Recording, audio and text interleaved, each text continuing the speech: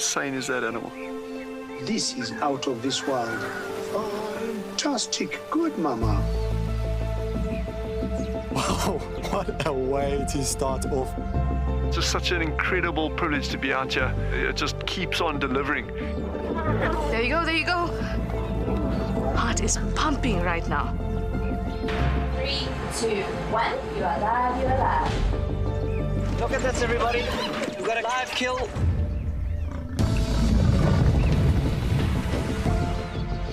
The cock's holding the tail. It's holding tight. Lucky wildebeest. There's nowhere to go. This is a disaster in the making. Something that I have never seen before in my entire life that you are now watching live. My heart is in my mouth, everybody. Look at this. It's gonna make it. It's going, it's going.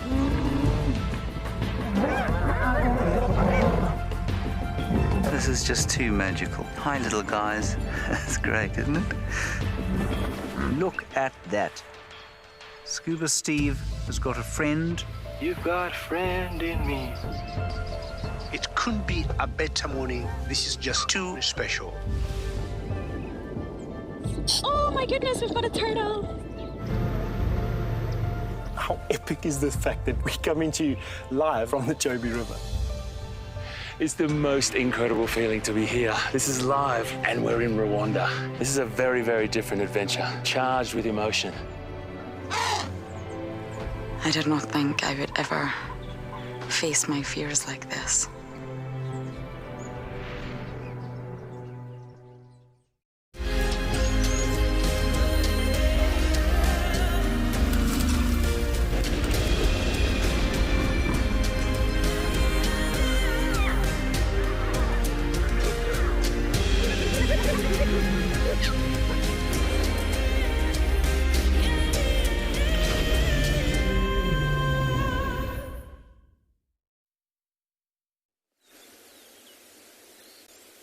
We are starting the morning, like I said, just listening to the birds starting to sing and waking up for the morning.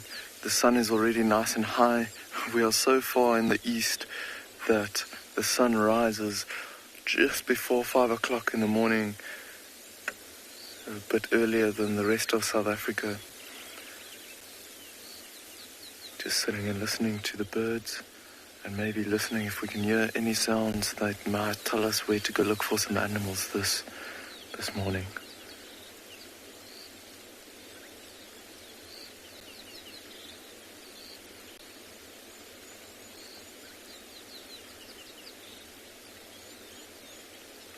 Looking over to the east, we can just see quite a few clouds that's left of some of the rain that we had the last couple of days. Over the ocean there, the Indian Ocean, nice and warm, producing nice and tropical weather around this area during this time of the year.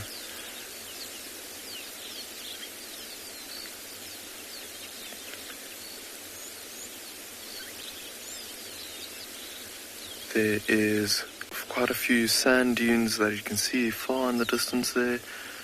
Those are actually coastal forests on top of those sand dunes there, and on the other side is the ocean.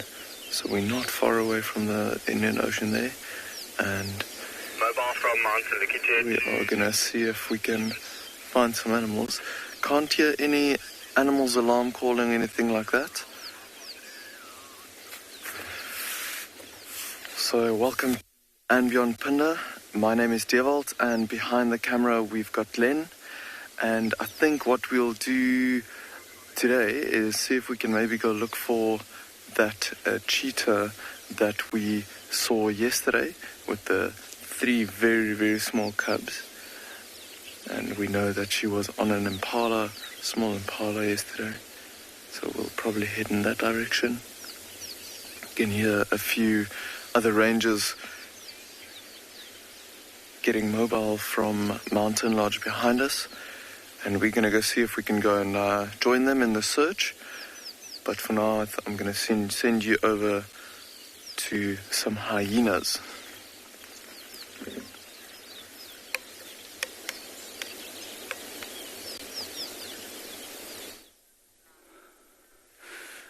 Welcome to Tualu, folks. Look what we've got. He's literally just popped up now at the lodge as our introduction. All the guests that have gone on safari have just seen him, and he's 20 meters from the vehicle. He's hiding behind a little lavender feverberry, but if we're just patient, I'm going to be very quiet. You might get a look at his face. Look at him peeping over the bushes there. How amazing is this? A brown hyena. This is the one that we were hoping would come to that ostrich carcass last night. Yeah, I just happened to glance over my shoulder. We were sitting with a nice big giraffe bull, which we'll show you shortly, but I was just glanced over my shoulder and I saw him sneaking through the background. So we've been with him for literally 5 minutes, and hopefully he stays with us. He's most likely on his way to drink water at the watering hole. So we're just going to stick with him and see what happens. You can see we literally are at the lodge. And yes, so excited I forgot to introduce myself. So I'm Deirdre at Tualu, and on camera is Owen. Give us a nice thumbs up. That's a really good thumbs up for the morning. He's still sitting just behind that little bush. He's very nervous. We're just waiting. I don't want to move. There he goes. He's walking. He's moving. So, brown hyena typically will live up in these mountains. They'll have nice little cave areas. So we've kind of caught him on his way back home. So he might be wanting to go drink. He might actually be on his way home up to go and sleep up in a nice cave in the mountains. And generally the ones that are relatively close to the lodges are actually used to the noises of the vehicles and the people. So they are a little bit more relaxed. He's walking up there. I'm just going to start the vehicle and go forward. But he's moving through a blackthorn thicket, so it's a little bit difficult to just get glimpses of him every now and again. But hopefully we'll get a nice gap coming up here for you. There, he's actually starting to walk towards the base of the mountain. But there, he's coming through the gap at the back. Looks like we might actually be losing view. Yeah, he's walking just on the base of the mountain. We'll just stick with him and see if we get another gap to have a nice view. But how is that for a little peeping over the bushes this morning at us? Here he comes out. No, keep going. So this is just the trick with we're just getting glimpses. He's actually stopped for a second, so we might be able to get his nice his face over there. Okay. Oh, he stops and he looks at us, and then as we stop, he decides I'm moving again. So we'll stay with him, see if we can get any more nice views. Please don't hesitate to ask questions on #WildEarth, and we can see how we answer them for you there. He's coming out in the open. Let me just...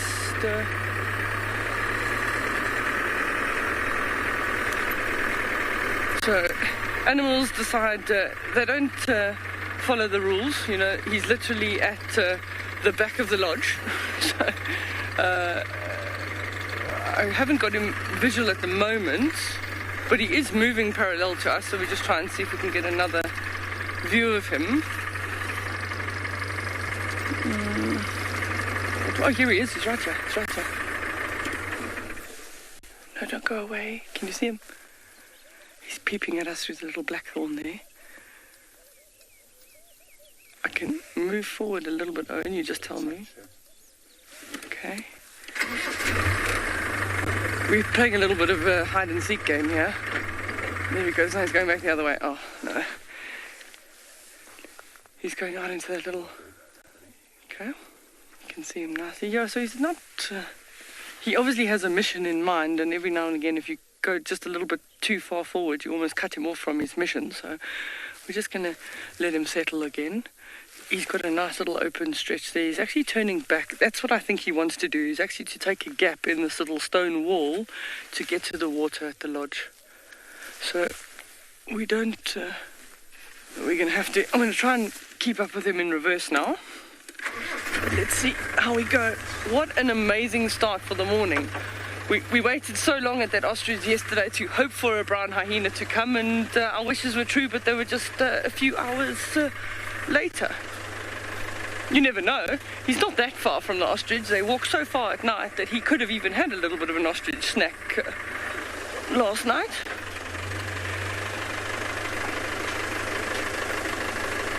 So often with the scavengers, when there's hyenas, there's vultures. I'm going to send you across to Nick for his start. Did you see where he went? Okay, cool. Well, that's good. Good morning and welcome to And Beyond Ngala, everyone. Coming from one scavenger to another, you can see in this tree in front of us we've got quite a large number of vultures, and if you have a look there, pretty much all those ones sitting at the bottom, you can see they've got quite a big head, quite big bodies, and those are all white-backed vultures. And you can see how they're all perched nicely in the tree, and a large aggregation of them this morning. So we did come to investigate. There was a pride of lions in this area yesterday, and they did end up killing a buffalo. And welcome everyone. Hi, my name is Nick, and behind camera we've got BK this morning, and it's a nice cool morning this morning after a long hot day yesterday, a little bit of cloud cover and a cool breeze blowing, and we thought it might just be worthwhile to come and investigate this area. And if you have a look here to my right, you'll see the remains of a large buffalo bull carcass that yesterday was killed by a pride of lions. And these vultures would have all come into the area during yesterday and the course of yesterday. And because the lions were on the carcass most of yesterday, they didn't get an opportunity to feed. Now this morning when we came to investigate, there were lots of hyena tracks. I haven't seen the tracks of the lions yet and where they've headed off to. Lots and lots of hyena tracks, but the main attraction this morning is definitely the vultures. And BK, if you look to the one on the right, a little bit up and to the right. Yeah, further right and up, and there in the corner there's another species of vulture that was not in the group at the bottom, and its head is tucked away at the moment, but when it does pop out you'll see it's got a very thin bill, and that's another species called the hooded vulture, which could have even potentially been the first bird that was here yesterday afternoon. Now this carcass, you saw the image of it a little bit earlier, and most of it has been stripped quite clean by the lions and hyenas over the course of the night, but the vultures this morning will be moving in to clean off all the rest of the meat that's on that carcass. It's quite amazing to think that a buffalo bull weighing close to 800 kilograms, killed and fed on by lions, almost nothing left. And the reason I know it's a buffalo bull this morning is if you have a look at those horns, you can see that really strong helmet on the top, or boss as we call it.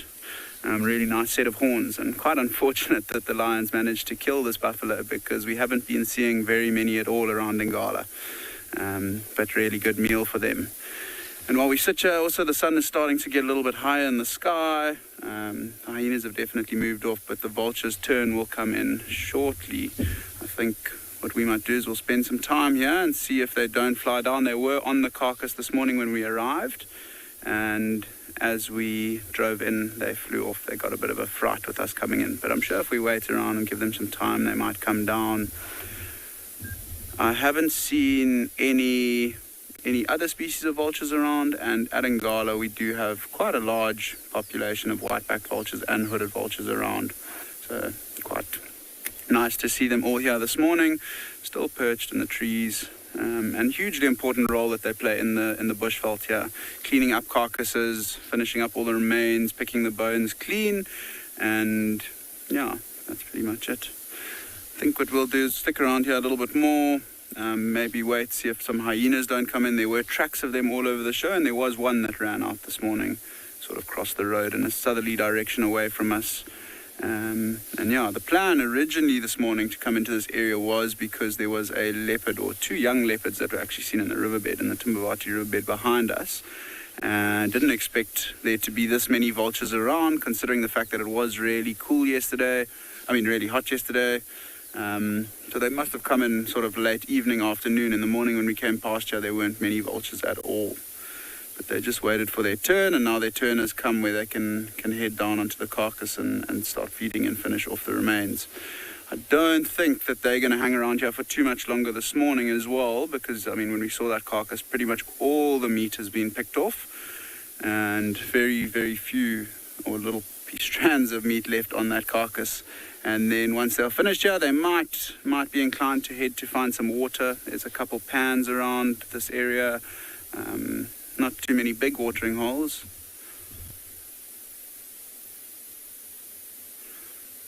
So Sarah has just asked a question, asking if vultures eat bones.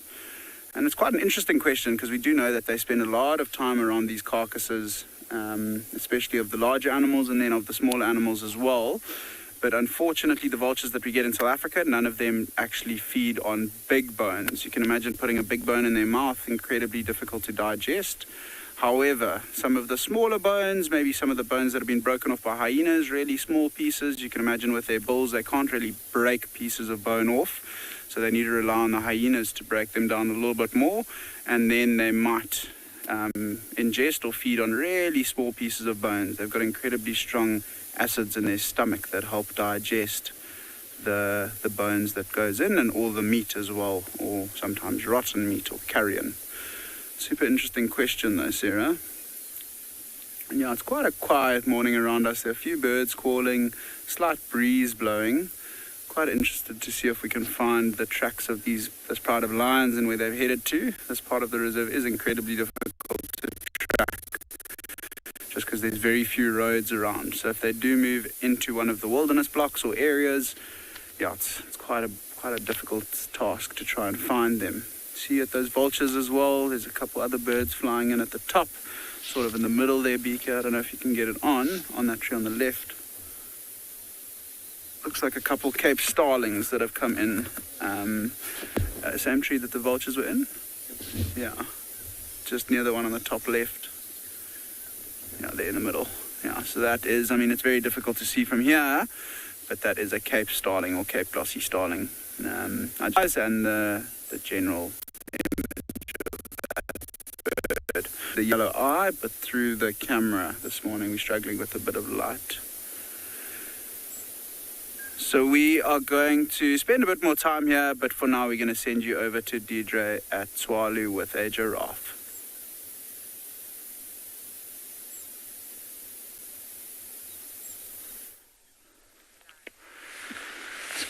Welcome back to Twalu. That was quite a start for us. I even laughed at Owen and we almost forgot to introduce ourselves. But this is the giraffe we originally had before we saw the brown hyena sneak past in the background. And this is quite a nice big bull. He's got quite unevenly matched horns, so he's actually relatively easy to recognize. But he was also having a nice look at the brown hyena as it was walking. So it went through the thicket and down to the waterhole as predicted, but we did lose visual of it. So that was an amazing start this morning. It's a little bit of a chilly sort of 14 degrees this morning. It started definitely with all of us with our jackets on.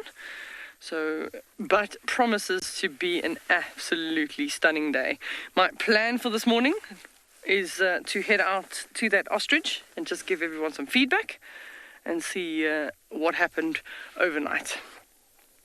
This giraffe's just busy eating on a nice, I want to say a blackthorn, but let me check quickly with the binoculars before.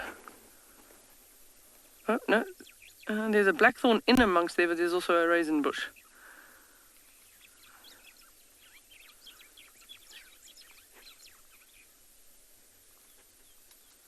There we go. Nice, so you can actually see the nice little bumps on his head that he would use for fighting, those sort of nice solid calcium deposits. And the viewers telling me the other day that the black tongue is to prevent sunburn. Very, very interesting. I never really thought that you'd have internal adaptations to prevent sunscreen, but I think it makes sense with the amount of time that the giraffe's tongue comes out of his mouth in the heat of the day. In the Kalahari, it's quite interesting because you can see around you, unless there's very, very large camel thorns, the giraffe doesn't even have an area that they can stand in the shade under the trees. So on a really, really hot day here, what we find often is that the giraffe actually lie down during the day in the heat underneath the shade of the camel thorn trees, just resting for the day. Oh, get that little morsel. Yeah. And another one, sometimes they're eating the flowers as well of a lot of the trees, either the seed pods, the flowers. So those raisin bushes, not that one in particular, doesn't have too many flowers on it at the moment, but there are a couple that do. And that raisin bush, you can see there's a couple of sort of straight stems. We were talking about the bushmen making their bows with those. Okay, Barbara, yes, beautiful start to the morning. I didn't expect to get a brown hyena. I was just as excited, and I couldn't actually believe it. Oh, there is a set of guests that's just coming past, which has got the giraffe's attention. But as I was saying about the raisin bush, that those long stems are generally used for the bow, for the bushmen's bow and arrow set.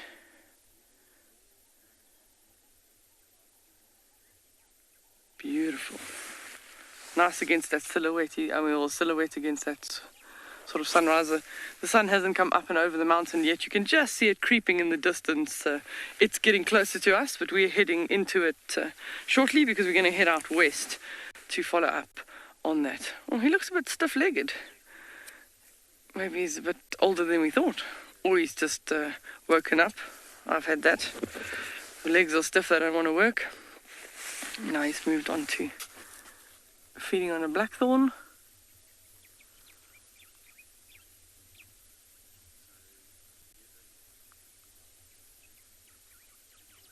Really, really beautiful.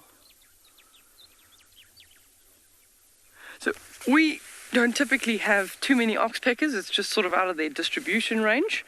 But also we don't have very high tick loads in the Kalahari. So that's often why we're not showing you any oxpeckers on any of the animals, whether it's zebra or giraffe or buffalo. It's just because they're very limited distribution. We've seen them infrequently on odd occasions.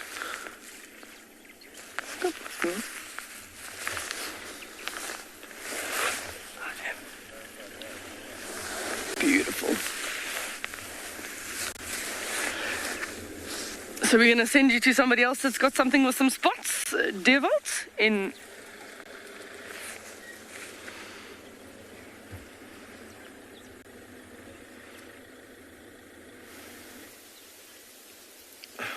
Everyone, we have found the cheetah with the 3 small cubs, and looks like she is going to lie down in the shade right there.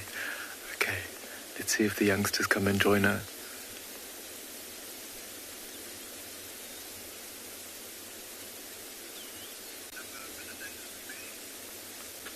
Look at that. So cute.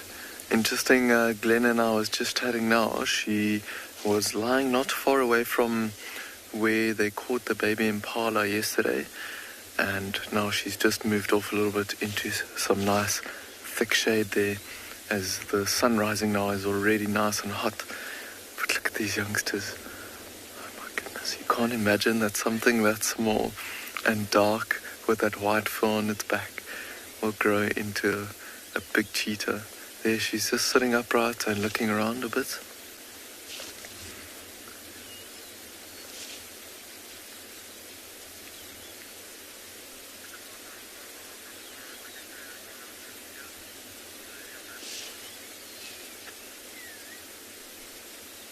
Mom is very aware of what's going on around her. Can just imagine this female cheetah does not get much rest. Apart from trying to give food to these youngsters all the time, she's trying to stay away as possible. Probably doesn't get too much rest during the evenings either. There's one of the youngsters coming around, going to his sibling.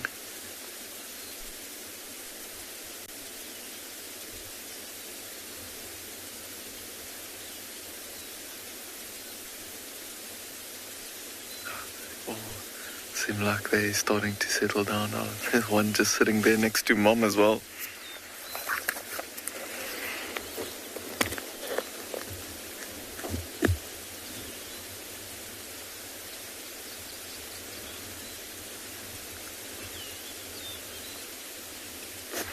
Leslie, you're saying they look so fuzzy. That is so true. They are actually very fuzzy and fluffy. So if you can see that long white fur that's on their back there, that is the cheetah's way of camouflage, especially with these youngsters. Think of the first few months of their lives. They are completely helpless, and the long grass, this mom would go and hide them away in a thicket or in some long grass, and that white fur with the dark underbody acts as some camouflage, makes them blend in with the vegetation, makes it a little bit more difficult for other animals to spot them. And now, since they've started moving around, they're still quite young, but maybe in the next month or two, we'll start to see the change in coloration. And they'll slowly lose that long white fur on their backs until it's gone completely.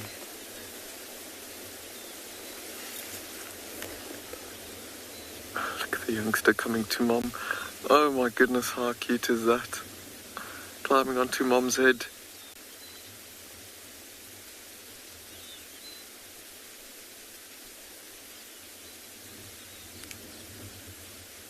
We are a little bit of a distance away from them, but with these youngsters, we don't even go off the road yet, like I said yesterday, just so we can get them used to the vehicles moving around in the distance, and then we'll slowly but surely approach them, and until they show no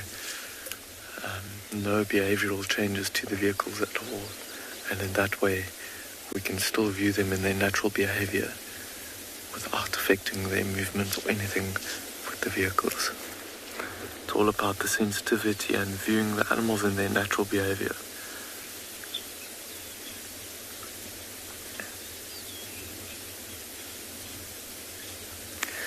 Candace, you're asking how old I think these youngsters are. Looking at the size of them, generally cheetah will take their cubs to their first kill around 3 months old, somewhere around there. And leave the den side around that time. But if I look at the coloration of these youngsters and how dark they still are with that white fur on their backs, I would say they're still under 3 months, maybe about 2.5 months or so. We only saw them for the first time about 2-3 weeks ago, and since then, every single ranger has at least once or twice gone and looked for them. But they've been super difficult to find, seeing as we don't off-road and we don't track them on foot or anything like that just yet. And they were in a very, very dense area, and we've been very lucky for them to move out into the clearings in this part of the reserve. Oh, they are so precious. A youngster going to the thicket on that side, exploring a little bit.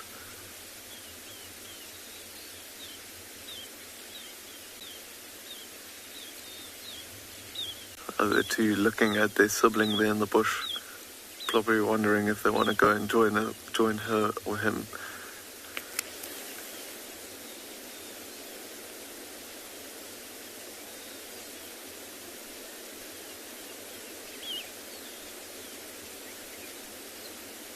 Oh, Mom's just sitting up a little bit. Oh, there, the youngsters are coming towards Mom. Look at that.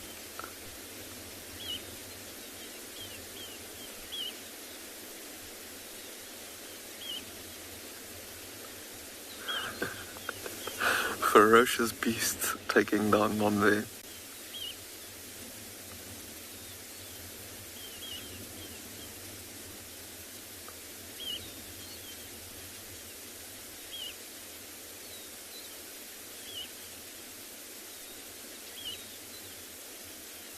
Are there other youngsters coming out of the bush now?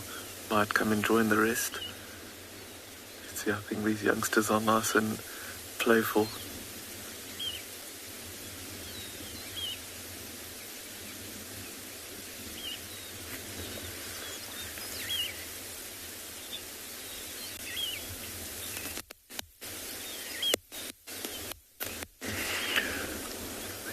Ronnie, they are a little bit, they are definitely the fastest land mammal in the world.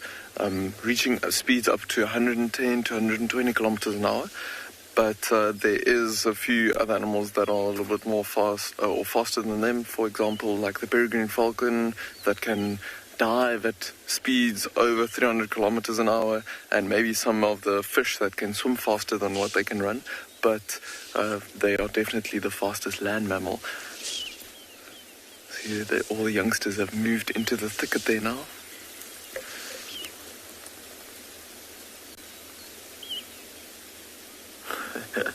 They're actually going right into the thicket, and there you can just see that camouflage. Oh my goodness. So that dark coloration, you would think it would stick out a little bit, but look at the thicket there, and I don't know if you can even see them moving around in there. They just blend into that thicket so well, and the white on their backs almost resembles the light that you can see on the other side of the thicket there. If the female cheetah wasn't lying there out there in the open and these cubs were right in the thicket, I don't think you would even have spotted them. Would just drive right past.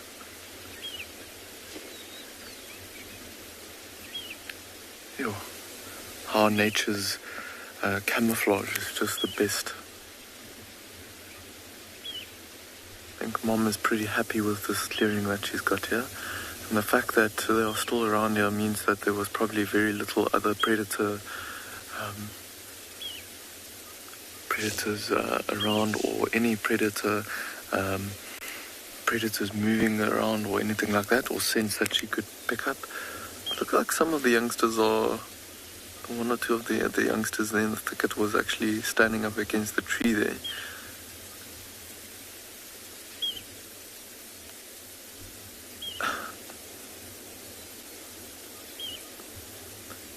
Yeah, they're so inquisitive, just exploring everything in the thicket there.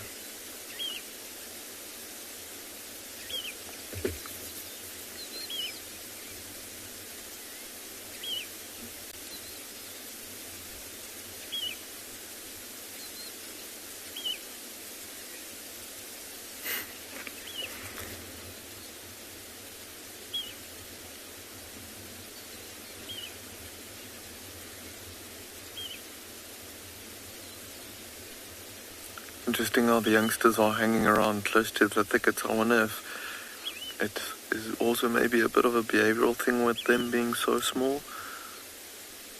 Maybe trying to stay closer to the thicket. But looking at all their movement, there's just the one lying down and the other two are still exploring. So I think they are full of energy after filling themselves up with that impala and sleeping through the night.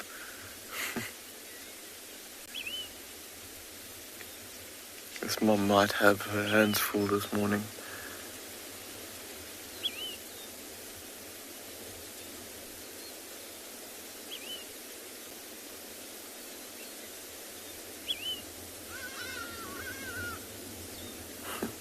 Some Hadida is calling there in the background. Hadida ibis is catching these youngsters' attention as well.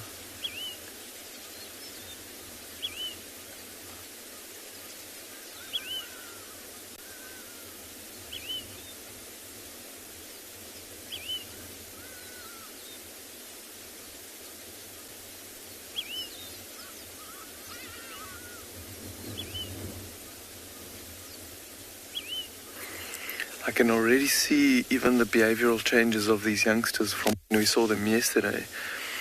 When they were walking past our vehicle yesterday, they were maybe trotting away or so, but this morning we had them earlier walking right past us with the staff transport vehicle coming past or anything like that, and they were already way better with the vehicles being around.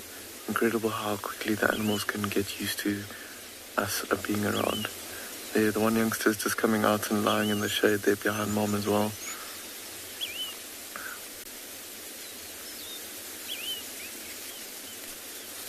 Got the nice warm sun coming out. First day that we were having the sun out in the last 4 days or so. I'm sure they are also enjoying a bit of heat, and you can imagine these youngsters, that fluffy hair that they've got, keeps them nice and warm with all the rainy weather that we've been having.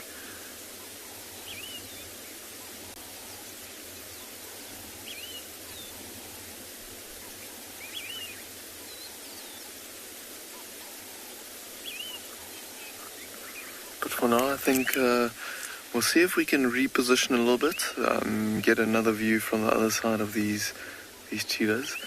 Like I said, I think they are going to be settling down here for the day, and we'll see if we can maybe go look for some other animals a little bit later on.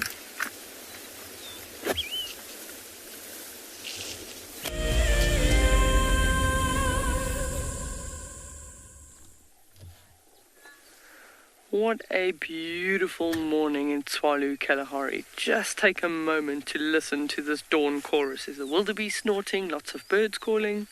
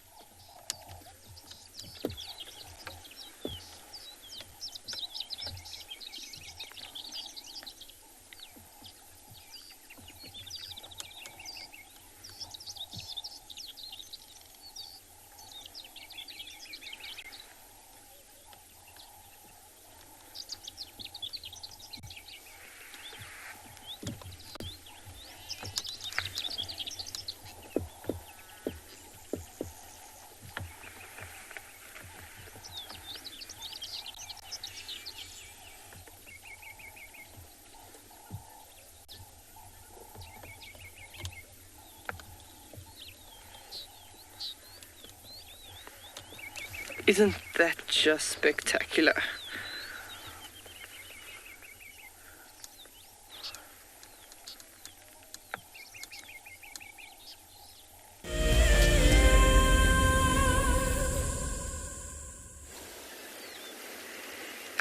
We've just repositioned a little bit, and look at that. Now we've got a perfect little view there of the whole family.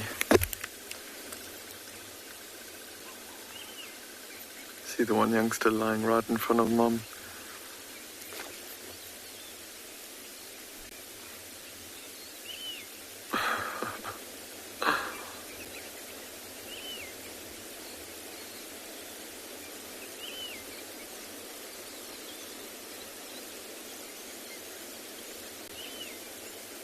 Oh, it looks like the one there in the back still wants to explore a little bit.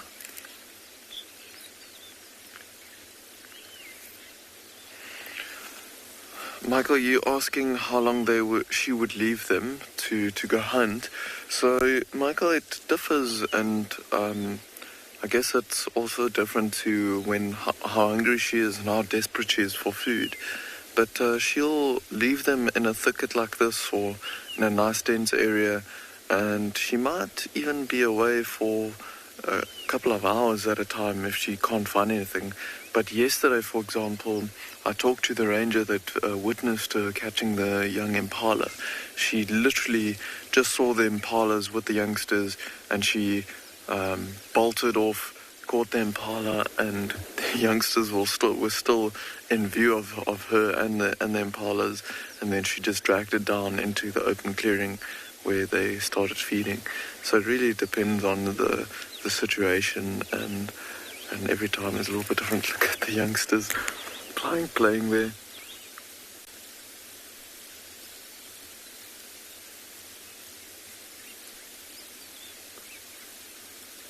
See, they're lying right behind Mum. I wonder if she moves the tail every now and then. They might become a little bit inquisitive and try and catch it also. Oh, all three of them lying on the other side of Mum there now.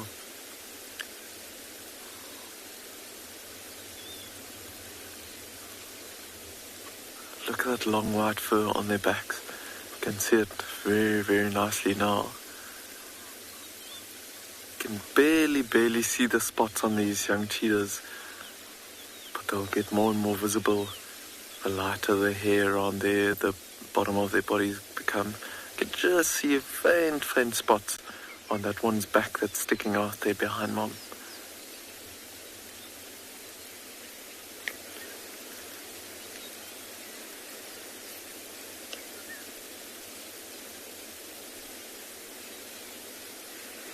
These youngsters are very inquisitive of everything that's going on around them. I think this is probably the first time that they have come into this area with the short grass and all the birds and everything flying around them. Everything's catching their attention.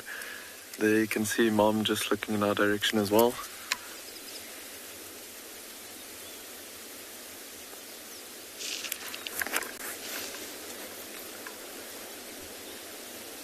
See, Mom's just listening around, and the way that she's lying at the moment, she can look all around her without really doing much movement. She can just look around with her head. A very iconic cheetah pose that she's got there while she's lying down.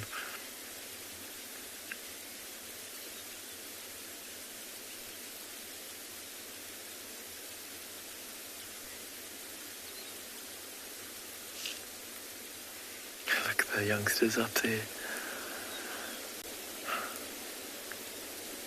Nothing quite beats a cheetah cub and how cute they are. A little white tip on the tail that they've got. That one's going deeper into the thicket there for a little bit of more shade. I think Mom's lying right on the edge of the shade there, and the shade is getting smaller and smaller of that tree that they're lying in. So I think they are all going to move pretty soon and maybe go to the bush in the back there. Good, stand by.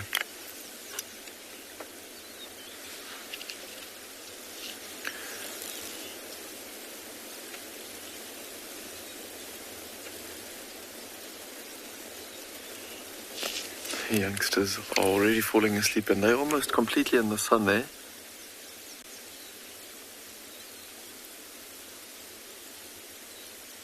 But I think these youngsters are probably going to see if they can follow the other one pretty soon and also go and lie in the deeper shade there.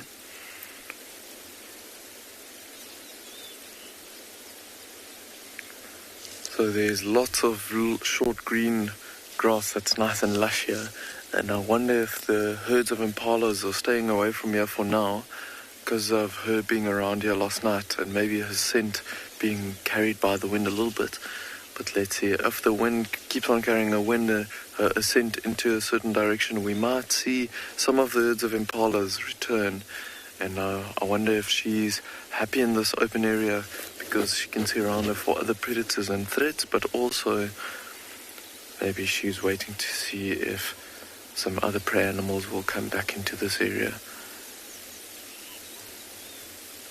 But thinking of how far she's moved with these youngsters just yesterday, I think she's probably going to try and not move that far today. I can imagine it must be quite difficult for these youngsters to move long distances like this.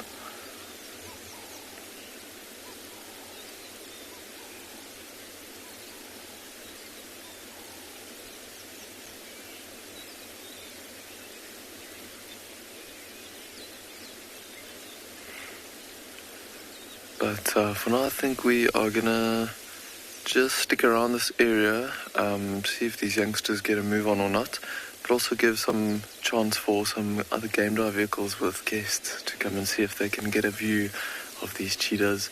But we're going to send you to DJ and see if he can find his ostrich carcass.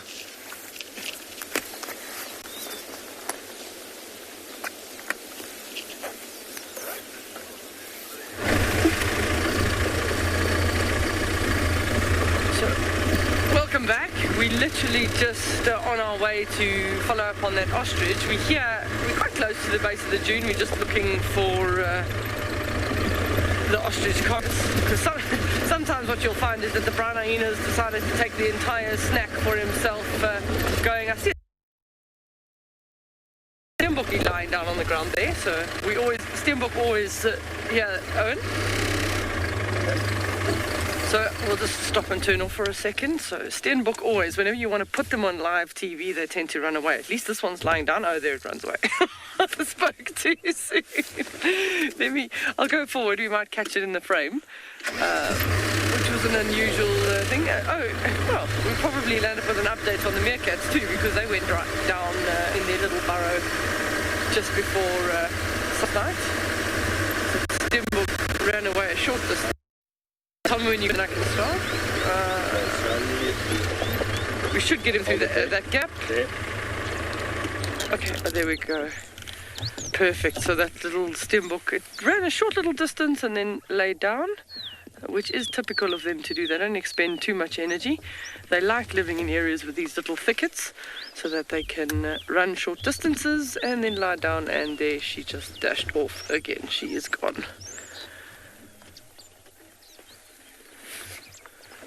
So we're not, I'm just going to scan around with the binoculars to see if we can see. We're not too far off the carcass. We're probably about another, it's that clump of terminalias down there. So we still have a little ways to go to get there in order to see what's left of it. I would imagine there'll be quite a lot of feathers. I don't see anything across the tops of the dunes just yet. So, John's asking the question, have we had much rain? So we're very fortunate in we sort of in an area that they call the Green Kalahari, so not true desert, which can get less than sort of 150 mils of rain. We get closer to 250 mils or just a bit more than that. We've been very fortunate in that our rain has come early this year. We've had sort of at least 3 good cloud bursts of more than 50 mils at a time. So some of the areas, I mean, Twalu is very large, so we've got probably multiple rain gauges. We've probably got about 15 or 20 rain gauges, and all of the different areas in Twalu receive different rain. But we've had about half the amount of the year's rainfall. So we just keep hoping that you get the green grass flush, then you'll get sort of a heat wave every now and again, which obviously knocks the grass back a little bit, and then you just hope for replacement rains so that the grass can grow a little bit more. So ideally for the Kalahari is just regular cloud bursts over the rainy season, and it will rain here right up until about February, March, and then we start going into a little bit less, and then into winter. I want to try and see if I can carry on moving. You can just give us feedback, obviously, if we're losing signal, but I want to try and get to that carcass. So I want to send you across to Deerwald while we make the distance between here and the ostrich carcass to give you feedback, and hopefully we'll be back shortly with an update.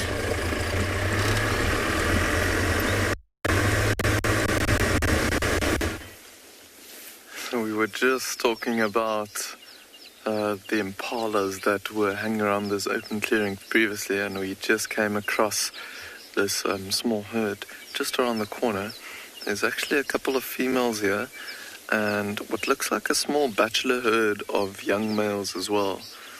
And I think the cheetah being around has pushed them all together. See how they're all listening to my voice here? A lot of grooming. And with these young males, there's a bit of sparring that's happening every now and then as well.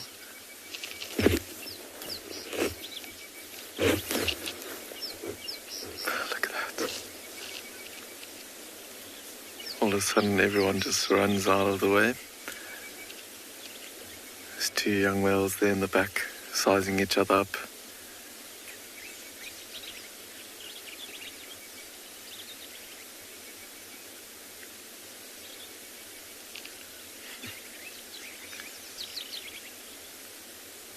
So all these young males building their strength and sparring with each other like this, getting ready and trying to get as strong as possible before the rutting season starts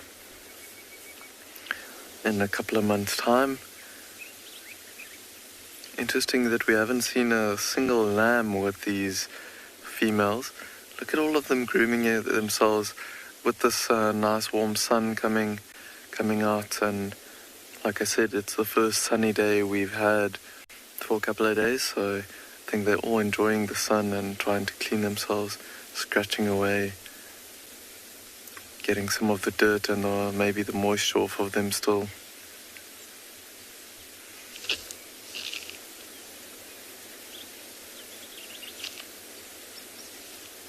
But I think all these females, looking at this, the size of them all, there's one or two that look like they could be old enough to have lambs, but there's a few that similar age to the young males that's on the left hand side here, that have the straight horns, and they are exactly a year old now, so they were lambs from the previous season.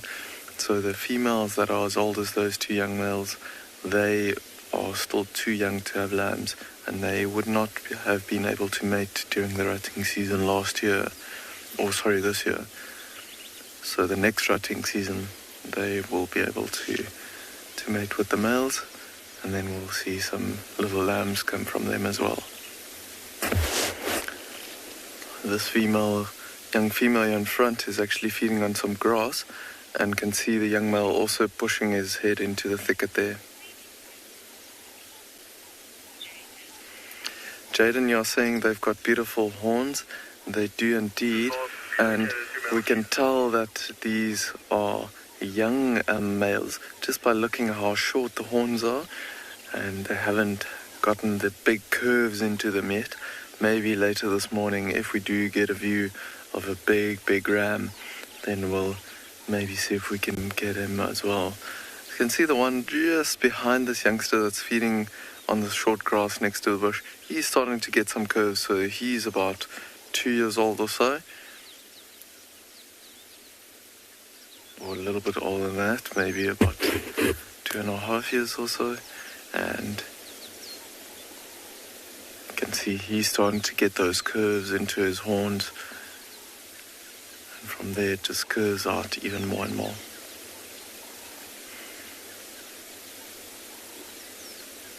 So all of the grooming that we had earlier, impalas always look very shiny, and their fur is often in immaculate conditions, and you only really see their fur being in bad condition when they become much older and they lose condition in that way. Otherwise, look at all of them, very shiny, can't see many blemishes on them or ticks sitting everywhere or anything like that. Look at these impalas listening to the left hand side there. I wonder, with the wind swirling a little bit this morning, if they can maybe hear and smell something coming there from the left hand side. They're definitely looking and listening in that direction, and that is the direction of where the cheetah with the youngsters are. I wonder if they can maybe just pick up the little bit of a smell of them.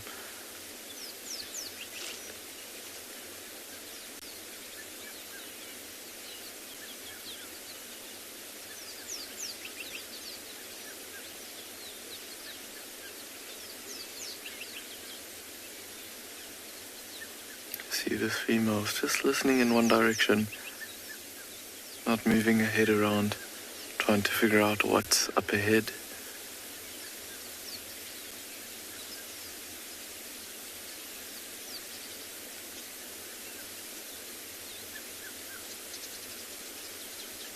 There with these two females now listening with intent like that, you can see the size difference between the one on the right and the left. Josh, you're asking what's the survival rate of impalas. I'm guessing you mean with young impalas, because in the end, none of them really survive. I mean, they'll maybe live till they're a little bit older, and then a predator will catch them. But with baby impalas, there's quite a lot of them that get caught by predators, as especially right after they've been born. You can imagine a cheetah running into a herd with a lot of youngsters. They all just scatter, and they don't really know the dangers of of predators just yet, and they learn it over time. But on Punda itself, impalas get predated on by mainly leopard and cheetah. And to give you an idea, we had a female leopard about 3 weeks ago that caught a female impala, a fully grown female impala, and in the chaos that ensued, all the impala lambs that were in that herd just scattered all over. And she actually caught 3, or if I can remember correctly, it was 3 or 4 impala lambs, and all of them were scattered all over this one tree and inside a bush. So she was on all those carcasses for a few days. Very opportunistic. Yeah, the wind is definitely blowing from where those cheetahs are. And look how this older female that's standing out in the open, is still really listening and looking in that direction.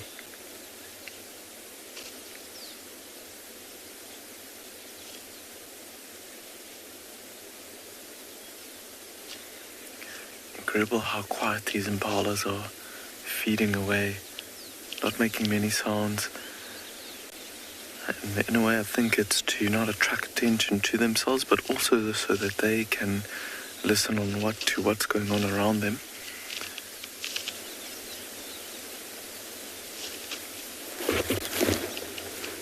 She's almost like a statue, not moving a single muscle, trying to figure out where and if there is some danger close by.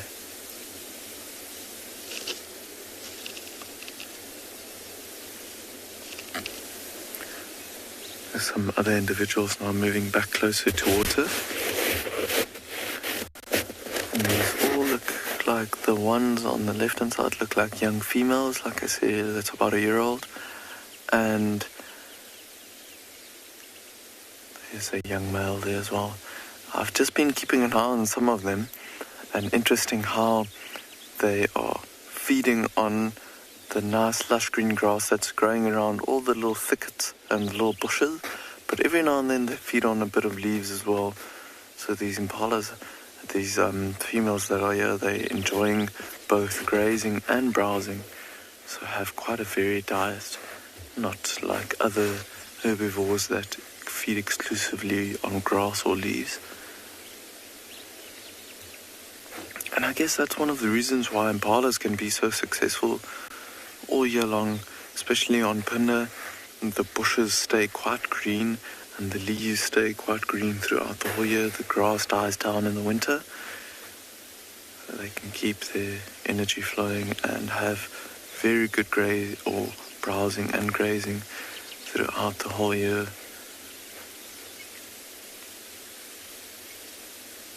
See how they just feed, and then every now and then there's a head being picked up to look and listen around them. So it's not just feeding all the time.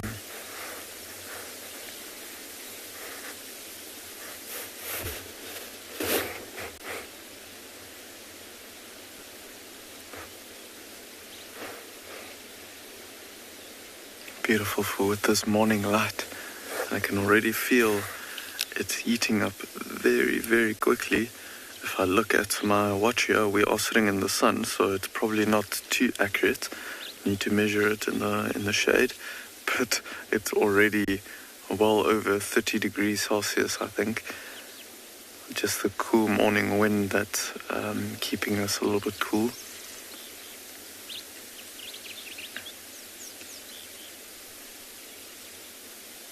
And these impalas are feeding away, trying to consume as much as they can before it gets too hot. During the middle of the day, if it's a really, really hot day, they'll try and also stand in a bit of shade and conserve energy like that. But for now, I think we are going to leave these impalas and let them feed and see if we can go and look for some other animals and see if we can get a view of some of the animals that's also using this warm weather to be out and about.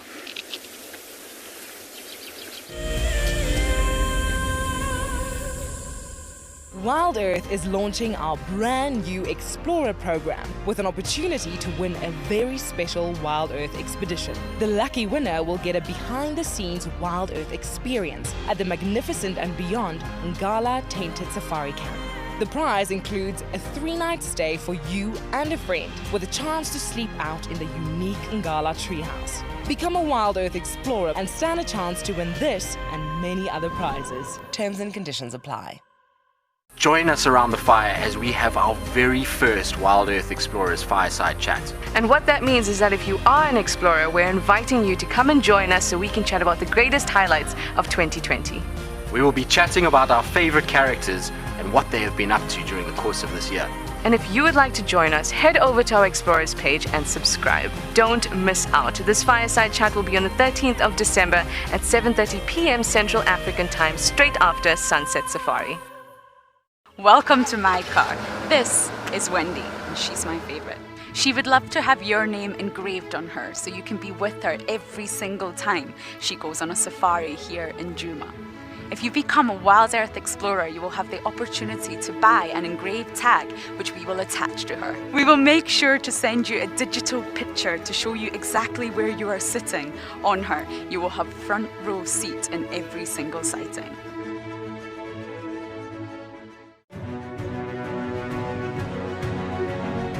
Hello, boy.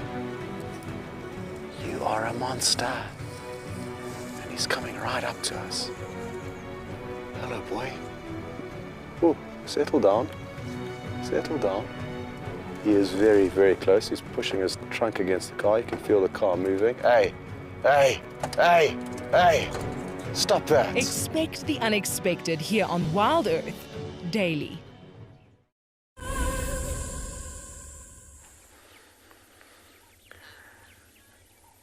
Welcome back to Tualu. A little bit of a grim update for the ostrich. So just as we got here, a brown hyena had moved off over the dune. We just got the silhouette and he was gone. He's walked away from what's literally just a couple of bones. You can see there a rib cage. They've eaten between the jackal and that one hyena, the brown hyena, they've eaten. That ostrich is finished. All that is remaining is just the carnage of feathers. And most of the bones and everything have been crunched. All the meat has been cleaned off, and that is all that's left.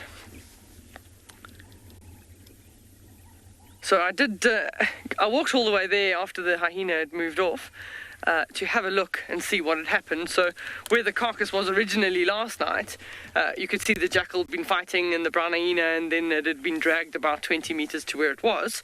But let's say she didn't die in vain, because I now have a pointer. This is one of her wing feathers, the white. You do get the white in both the male and the female ostrich. But then from a distance yesterday, we could recognize that she was a female based purely on the fact that this feather was brown in coloration. So if it was a male, this feather would be predominantly black, and the majority of the feathers would be black. But I wanted to illustrate that I've got another feather. I'm just going to put that one on the ground. So this is a wing feather from the ostrich, and we picked up another feather the other day. This is most likely a wing feather from a spotted eagle owl.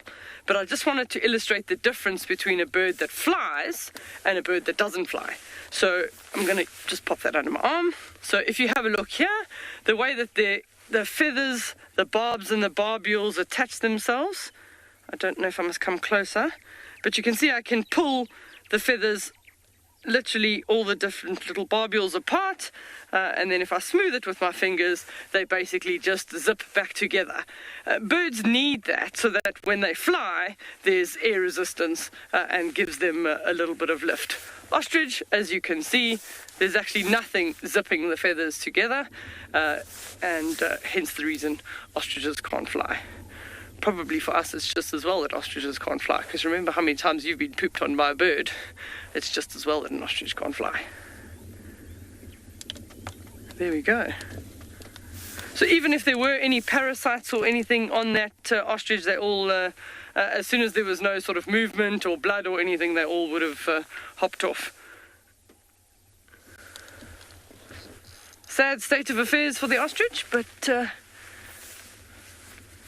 it is the circle of life. We're going to see, I walked past the front of the meerkat burrow and I saw absolutely no activity, so there's nobody coming there. So Minamu's asking the question, what is the difference between brown hyena and spotted hyena? Fortunately, Safari Live is in two places that both animals exist. So, if you've been watching and you watched this morning, you would have seen the brown hyena with us in our opening. That nice, very pointy ears, brown in coloration, very shaggy coat. And the spotted hyena tend to have more rounded ears, lots of spots, and have quite big bodies. But the brown hyena often appear very, very large. They're actually both social. The brown hyenas back at a den are more social than people actually think, but we tend to see them solitarily. So I'm just trying to find... So we can go... There's a nice illustration here in the mammals book, the spotted hyena on the top with the spots and the rounded ears, and then the brown hyena with the pointy ears and more shaggy coat. And you can have them occurring that they overlap in both areas, so it's not that the one overlaps more than the other. Where you tend to have both, sometimes the spotted hyena, because their clans can get really large, do tend to dominate. But the brown hyena like to live in the mountains, whereas the spotted hyena, like Corky and Ribbon in Djuma, like to live in big termite mounds. So hopefully that answers your question, Minamu. What is the difference? Just stick with Safari Live and I'm sure you'll see them regularly. Funny little creatures. I hadn't seen many of them in my career until coming to Twalu. They definitely do prefer the more arid regions. So I'm just going to quickly have a look there. Just to be sure, a big spotted hyena, weight range right up to about 80 kilograms. So if you think about how often you see Corky and Ribbon in the Sabi Sands, even after a meal, maybe 85 kilograms. The brown hyena, although they look large with their shaggy coat, up to about 58 kilos or kilograms at most.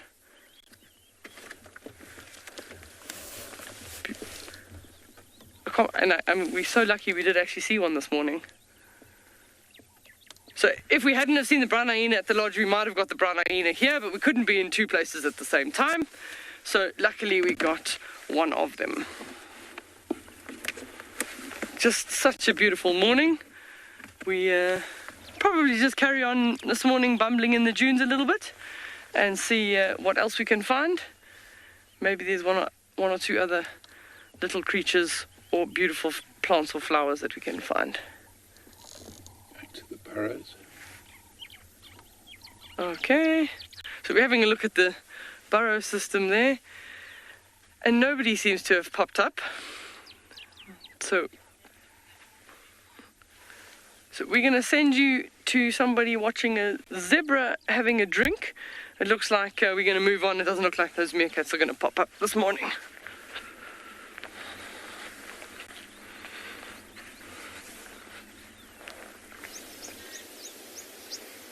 So we are actually on our way to see if we can go look for the lions that we saw yesterday, and we came across this little puddle of water where we found the cheetah with 3 cubs yesterday the first time, and there is a beautiful zebra that's having a drink there now.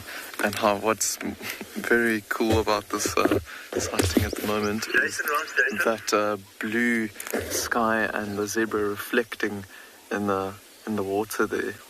How incredible is that? Just a one big stallion, it seems. Oh, he's got a red-billed oxpecker on his back. Look at that. And there is a nyalaka as well, just walking past in the back there.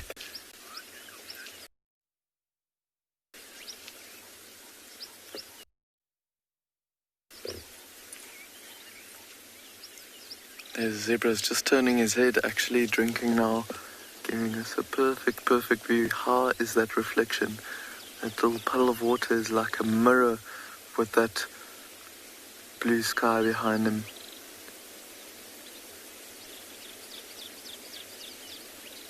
It seems like he's had enough of a drink already. You can see it's a Stanley knife.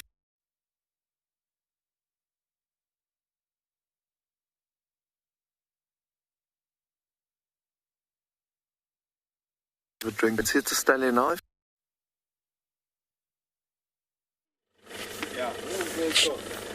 Okay, well, we haven't left yet because we'd heard something that we just going to see if we can hear again.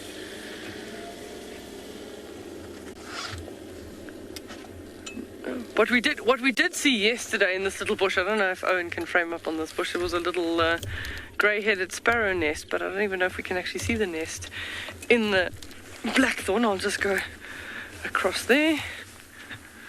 Oh, I can see a spider web. So now I'm not too worried about walking around. We're not going to chase anything away. So it is... Oh. I'm trying to see if I can see any eggs. There's definitely beautiful little round grass tube, and then inside lots of the Bushman's silky grass to make it nice and warm, and lots of different grass seeds. It's a well-woven nest. Unfortunately, from your angle there, you're not seeing it, but the grey-headed sparrow was in here yesterday. She was in and out. It's a nice little, very clever place to put a nest in a blackthorn because, oh, I'm just trying to get a seed pod off there without landing up, being wrapped up in the blackthorn. So it is quite a smart place to put a nest in a thorn tree because some of the snakes, you think about a boomslang or one of the vine snakes, for them, those thorns would be a little bit of a challenge to get to. I'm going to come a little bit closer to show you the seed pod of the blackthorn. It's a very sort of papery type of seed pod, and then it would... These are two different ones, so I'm making one now. So it would literally be two pieces of paper like that with the seeds. Generally, you see most of the time you see two seed pods or two seeds inside the pod like that, little brown seed. And generally what these I've stuck in the habit of calling them acacia trees, but they have changed their names recently. What they would do then is wait until the seed pod is actually dried out, and then on this little fine edge, it'll actually split. So it needs to dry out, and that's enough time for the seed to develop, and then it will split on that, and the seed will get exposed to that. Also, sometimes if you see how papery thin this is, if the seed is attached like that, and you have a windy day like we had yesterday, it also allows the seed to be transported further away from the parent plant, which is ideal because it potentially puts it in an area that there's less competition. And then in some of these areas you might find that this lands up against a sandbank or something. Literally it could be a divot, it could be a track in the ground that this lands in, and over time between the soil and other plant debris and everything it gets nice and buried. Then you have some rains and the seed pod just decides to germinate from there. So I'm just trying to see if I could find a tiny one, but I'm not seeing too much at the moment. But in this area as well, we've got this plant. It's called an Eland Bean. So Katie, as far as this particular seed pod of the blackthorn, I'm not 100% sure if there's that many animals that eat it. Normally the acacia seed pods, you'll have birds that'll eat the seeds. It's like a little protein package. Very often seeds are adapted for going through the digestive system of an animal or a mammal or a bird in order to be transported and deposited somewhere else. So very often you'll have seeds that'll actually have even a fatty tissue deposit that will attract even an insect, for example, like an ant, to actually take it down underground. They get the little fatty tissue as a present for them, but effectively they've buried the seed. So But the actual tree, everybody loves that tree. The giraffe, the kudu, black rhino, they will eat that tree. So I came here to the Eland Bean, but I'm looking for one with flowers. So this one, Owen remarked the other day, it looks very, very similar to a peltiforum, a weeping wattle, which is a tree that you'd see at Juma. We don't get them here, but it's the same as what they call a bipinnately compound leaf. So if I take what is actually a leaf, there's plenty of them, and nobody eats these, so losing a leaf won't do too much damage. That is one leaf. And then this is a pinnule, and then the little leaflets are pinnae. So this would be called a bipinnately compound leaf, and if you were trying to look in a tree book to find this, you would use that as your key, one of your key identifying features. So with this particular thing in the Kalahari, it makes sense to have really, really tiny leaves, because when it is excessively hot, just like we sweat, so plants also lose moisture. What they will do on a day where it's incredibly hot is these leaves will actually fold along the vein and almost close up, so that they limit the amount of surface area that is exposed to the sun. I'm just going to walk around and see if I can see one close by that Owen can zoom in on that's flowering. They get a beautiful yellow flower that comes from the base.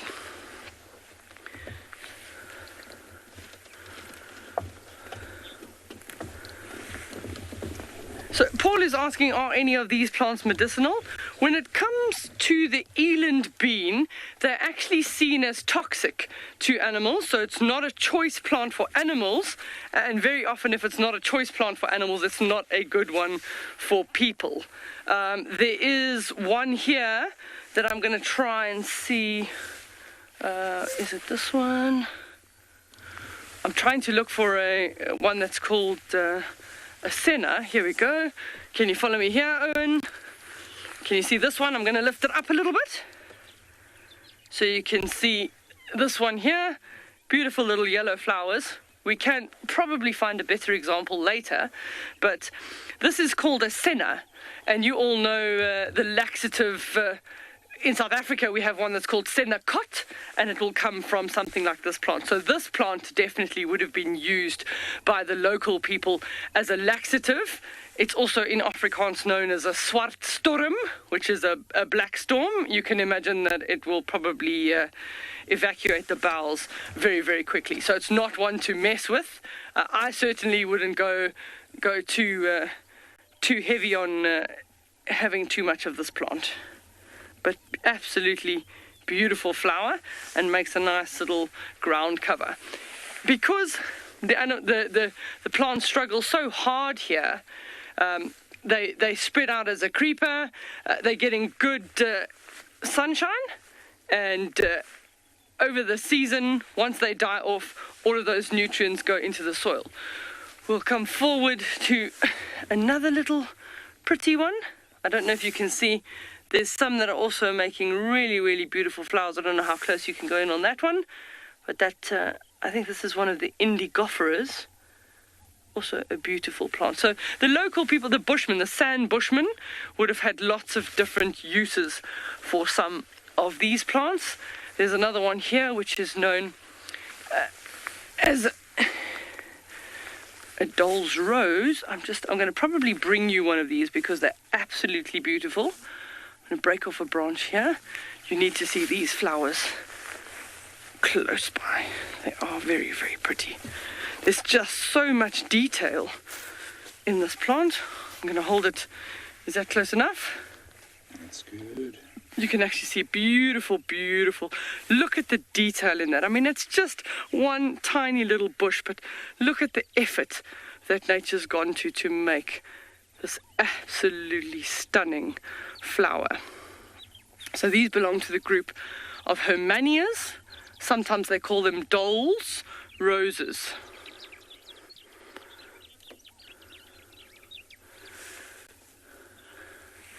So Jen is asking, are any of the plants poisonous to touch? Not the ones that are here at the moment that we're touching, but generally something that has a milky latex, a sort of a white milky latex is one of the ones that you've got to be very careful of. We have a plant species here called a Euphorbia, and that has got properties that if you get that latex on your skin, it will go into an immediate blister. It's also known that if you get that liquid in your eyes, you can potentially suffer temporary blindness or permanent eye damage. So there are certain plants that you have to be careful of if you touch them or break them. But obviously, if you don't know, don't eat them. Don't break them, don't touch them. So the Euphorbia, we'll see, the only Euphorbias we have are up in the mountains. One of the days when we're driving along the base of the mountain, we'll frame up on one of those. It's called a Euphorbia avis montana, so montana meaning mountains. It prefers living up in the mountains. And if we had a look at that, we should see the white latex from there. The Euphorbia sort of genus actually came from the king of Mauritania. I don't know when dates-wise, I can never remember history, but many, many years ago, the doctor to the king of Mauritania was known as Dr. Euphorbus, and he used to use a lot of medicinal plants in order to treat the royalty, and he then got given the privilege of being named the genus of the Euphorbia genus. Keep your questions coming. Hashtag Wild Earth. I'm still in search of a Eland Bean in flower.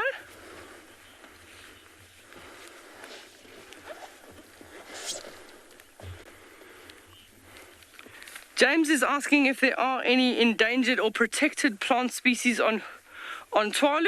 Funnily enough, there are, because things like camel thorn, they're protected. The shepherd's tree that Carl's been showing you with a nice white bark, that's protected.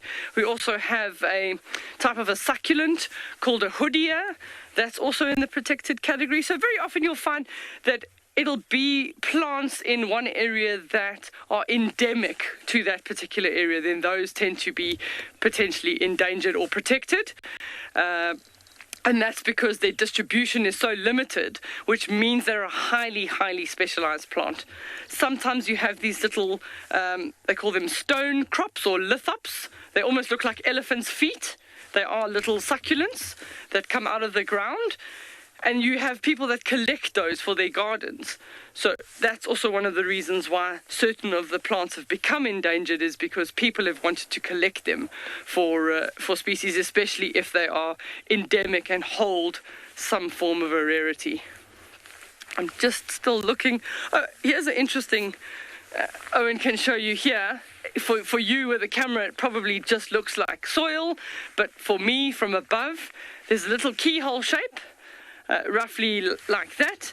This is a scorpion that did some housekeeping after the last rains. So the burrow goes down and in, sort of at a 45-degree angle. It'll be quite a big scorpion, judging by, I'm always nervous to stick my fingers there, but judging by that, that's the width across the carapace of the back of the scorpion. So there's a real big one in this hole here. And she'll live in there and probably about 30 centimeters below the ground, and then she'll have a little chamber area where she can move around. She can feed underground, and then every now and again you just get the housekeeping. Sometimes you get the exoskeleton and the remains of some insects. Sometimes, I don't see it too much here, but sometimes the rings of millipedes. We see, I'm just having a look. So she's done lots of housekeeping after the rains. No. Nothing that I can see from here. So she'll come out at night very often and just outside the entrance of the burrow and sit with her pincers outside of the burrow, waiting for things to run past. She'll grab them and then she'll go and eat them in the safety of the burrow. So she's a burrowing scorpion. You also find scorpions that live under logs, under trees, under bushes, and they go actively foraging at night. Let's see if we can find any other tracks around. I'm still looking for a flower. This particular patch of Eland beans doesn't seem to have any flowers at all. Oh, I found another one. I found another flower over here. I can bring this one to you too, Owen.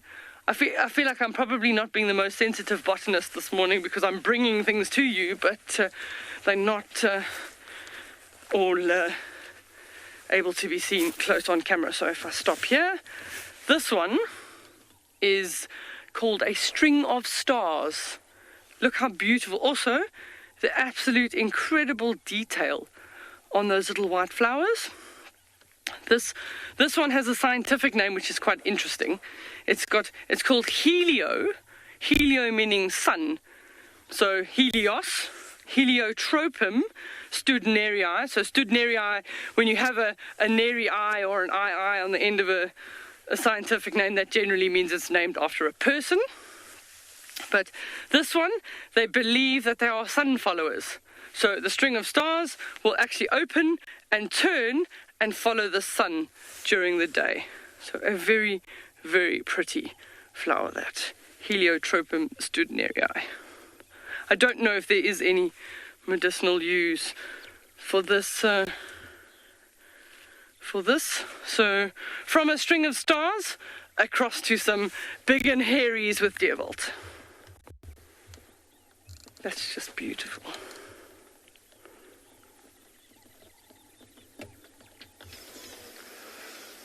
We've just gotten to this big dried out watering hole, and there in the distance you can see a lot of animals. There's some wildebeest, zebras, some buffalo and some warthogs all coming to the water there. And right here close to us, in the small thickets below, there is some lions that's actually lying and watching all these animals close to the watering hole there. A lot happening at the moment. Some wildebeest chasing each other around. We can hear some Nyala's alarm calling behind us as well, which makes us think that there's maybe some other lions in the area of this pride. And there you can see the lions lying, trying to get into this bit of shade that these small bushes are offering.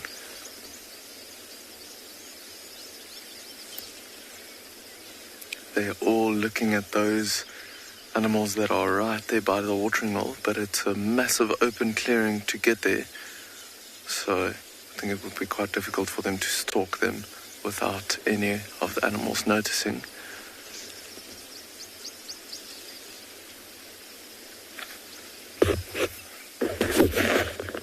It's the same lions we found in this big dried out watering hole yesterday, so they haven't moved too far.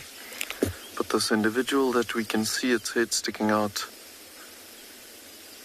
looks like it might be an adult female. Difficult to see with her body being behind the bush like that. I don't know if you could hear just now, there was a few alarm calls of even monkeys behind us here.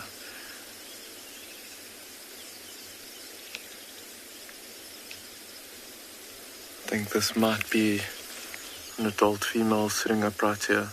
Just looking at the muscle in the shoulder there and how big the head is with no bits of mane that we know there's some subadult males in this pride.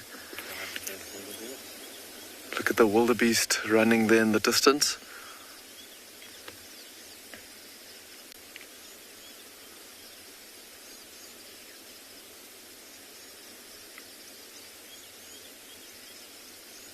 All trying to get a little bit away from the water there. Look how even the buffalo are running a bit. Wonder if the alarm calls that we can hear is making them all a little bit nervous. But the wildebeest there, it looks like it's a big bull that's chasing some of the younger bulls and some of the females there. Oh, even a warthog running there now.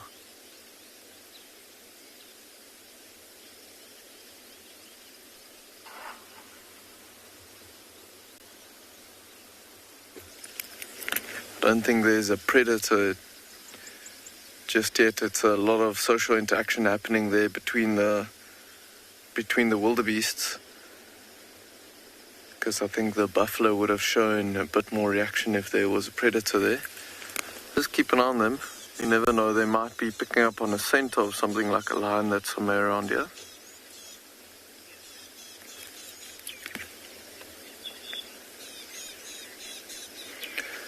But for now, I think we are going to keep an eye. Yo, look at those wildebeest go. It's definitely a dominant bull chasing them around. But for now, I think we're going to hang around here. We're going to see if we can maybe look what those alarm calls are for. And then we are going to be going over to Trishala, where she's got some hyenas.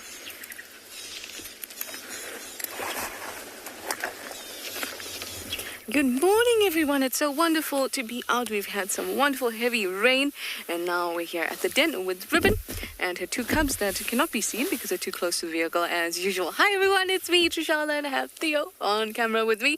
Wonderful morning out on Djuma Game Reserve. It's very nice and cool, 23 degrees Celsius, 73 degrees Fahrenheit, and it's cloudy, but there's patches of blue sky, which is very exciting. We had lots of thunder and lightning this morning, and bout of quite heavy rain.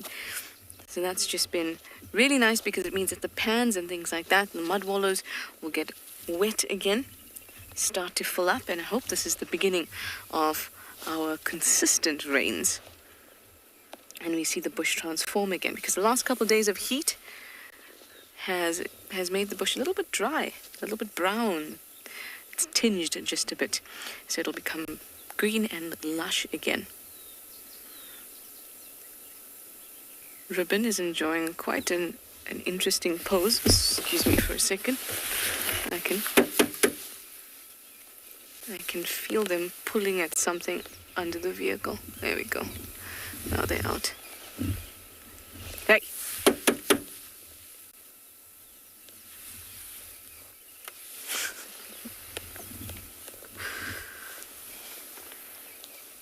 Aren't they wonderfully naughty, these things?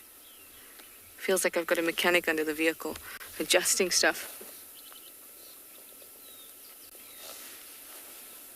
Ribbon doesn't seem to mind at all. Better we entertain her little ones than she. She looks strangely comfortable, I think.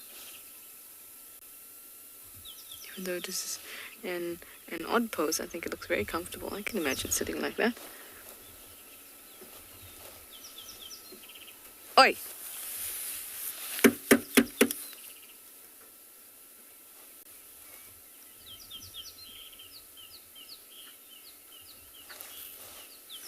Come out from under the car.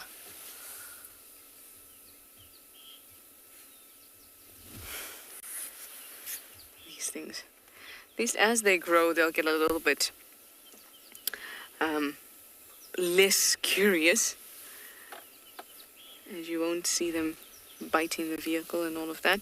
It's usually something that happens when they're cubs. They're just so curious. They walk around camp like they own the place.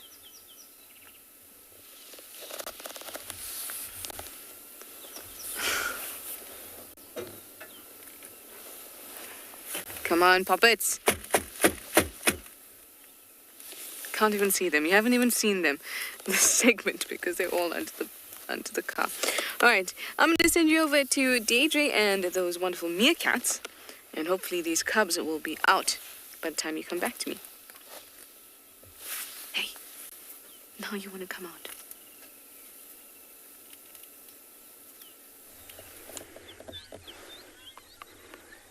So there they are.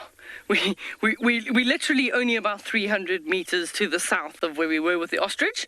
So the meerkats, obviously, while Owen and I weren't watching yesterday, they snuck a little bit further to the south. Obviously, those jackals around and present last night were just too much for them.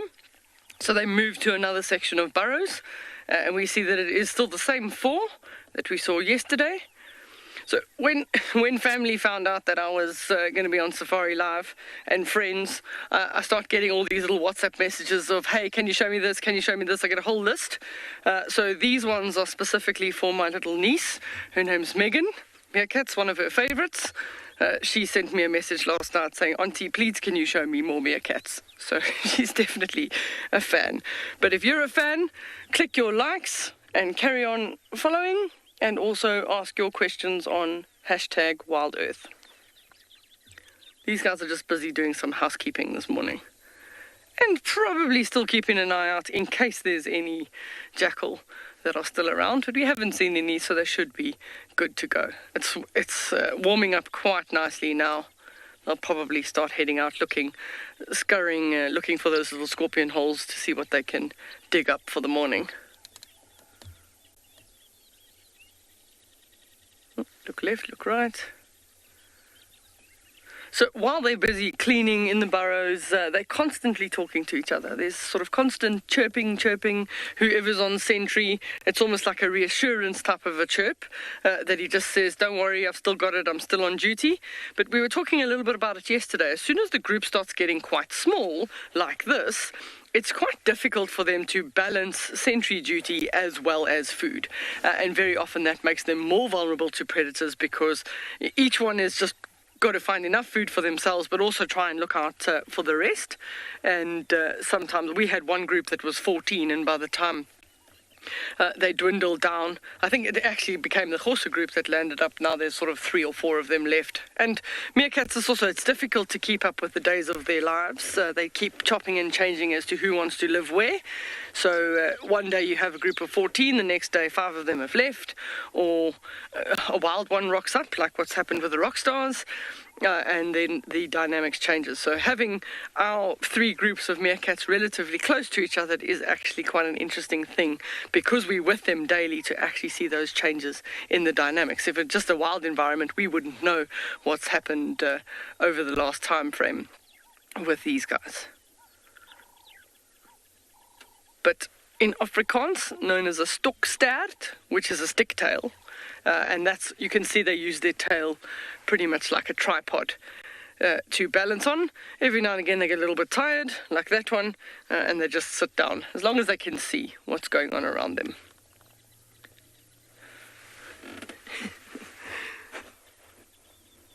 What a picture.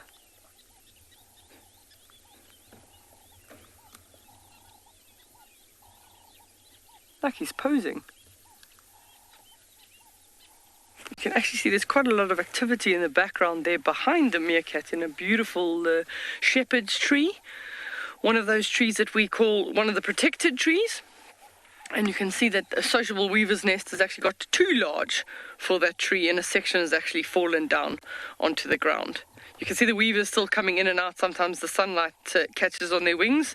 They're little busy bodies this morning, so they're always constantly getting little bits of grass, flying them in, fixing, adding to the nest. It's quite a hive of activity.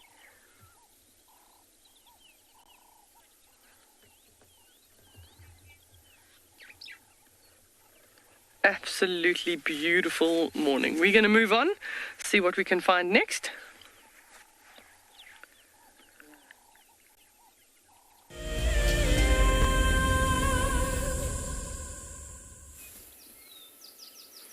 It is very, very beautiful. I hope that she'll find everything that her heart desires today. Maybe she'll feel as content as Ribbon looks. Still trying to get the cubs too. I've moved quite a bit to try and get them away from us, so we're a little bit further away from everything. But they're still coming out, obviously.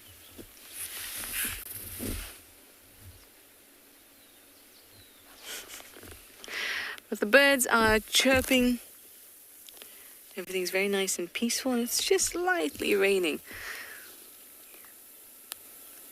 And that's a really pretty time in the bush.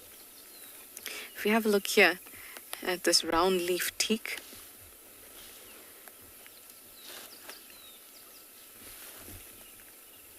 you can see very, very pretty raindrops or falling on top of it, on it. Look at that.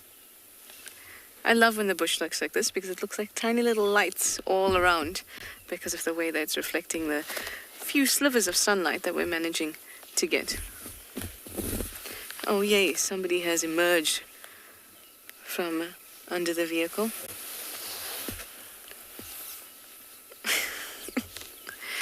And a bit of anal pasting for the morning.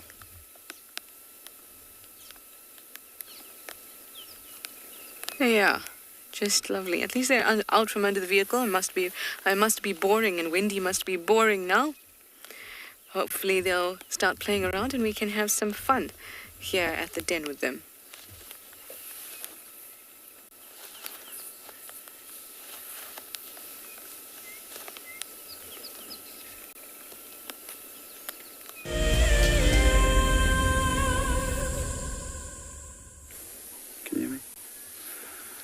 Welcome back to And Beyond Ngala, everyone.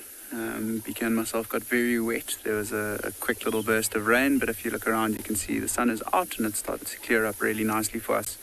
We've changed our plan. We headed away from that carcass this morning. Didn't manage to pick up on any tracks of the lions. I think they might have headed west in a westerly direction, sort of out of Ngala's property. So we've tried to come into the east to see if maybe the tracks of the Birmingham Pride have crossed back in, and we've come across this very big elephant bull. Can you see how he's really dark in colour? And that's not because he's been wallowing and throwing water on himself like you saw yesterday with Dan pretty much all day. I think that is from the rain that has fallen all over him. And there's lots and lots of water around, and it's a little bit of a tricky view, but if you look carefully, listen, you might be able to hear him drinking. So even though there's lots of water around, this elephant bull has come down to the riverbed, and he's come into this area where there's quite a lot of reeds around, a couple wild date palms as well, and he's dug into the sand. We haven't had a good look at the hole yet, but I'm sure that he's dug quite deeply down there, and when he does dig, this riverbed's got quite a shallow water table, and the water sieves up through the sand. Nice, very nice, clean water. And this Eddie seems to be quite relaxed this morning. There were a couple more just over his back and to the right. They're not in, we can't see them right now. But these elephant bulls have been moving around for the last few days. We have seen this specific one. I'm hoping that he does come out into view. He's got a really nice set of tusks on him. And yeah, they've been feeding on the northern bank just behind us and moved down slowly into the riverbed. You can see how they've got quite a lot of mud on him as well. And I think that might be dry mud from yesterday when it was really hot, covering himself in the mud. And then the rain this morning has just given a bit of moisture to the skin. You can see the mud really starting to come through. See how his ears are flapping as well. It's not too hot this morning, so I think it might just be the fact that there's some insects bothering him, maybe a fly or two, just trying to flap them away. But amazing that you can hear it. Listen carefully. Hear him drinking again as well. And it's really important for these animals, and elephants in general will try and drink almost every day where there is water available. Not desperate for them to drink every day, but if there is water around, they will try and find it and drink it. And these elephants have known over history that this Timbavati riverbed has got that shallow water table that I was mentioning, so they really do enjoy coming and digging for water and drinking. Really quite quiet in the riverbed this morning as well. Birds have not started to come out yet after the rain. I think they're still trying.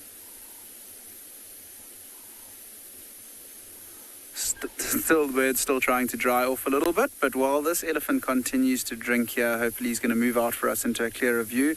But in the meantime, we're going to send you over to Pinder with Deerbolt and a family of warthogs.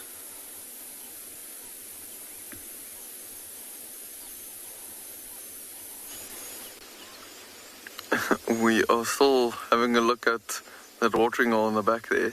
There's two tiny little piglets that is probably less than a week old or so, that is running around and trying to get away from that one warthog that's completely wet, just trying to get to the water there. It's getting really, really hot. There's lots of warthogs around the watering hole there, but we are patiently waiting to see what these lions get up to. That's down here at the bottom, but look at that one chasing the piglets. How interesting is that? Looks like a female. It's difficult to say from this distance, but doesn't want the piglets to go to the water.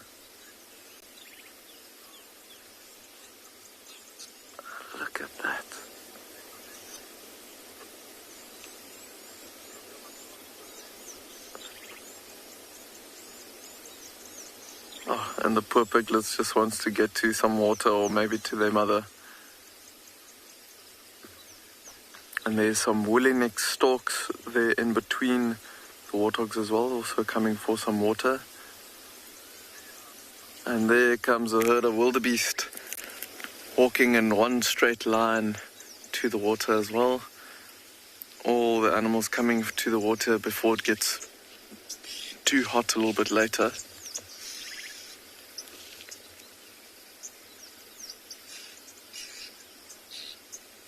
Oh my goodness, look at the warthogs fighting there.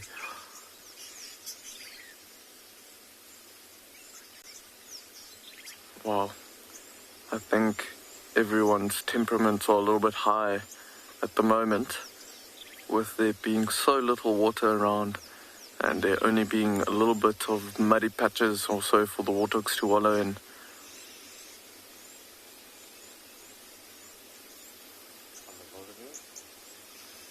Look at all the wildebeest coming down to drink now. We've actually been looking at this herd of wildebeest for a while before they came to drink. Andre, you're asking what is the purpose of wallowing or the process of wallowing? With wallowing like this with warthogs, it's I think today it's to cool down and try and protect themselves against the sun and cool themselves down as much as possible.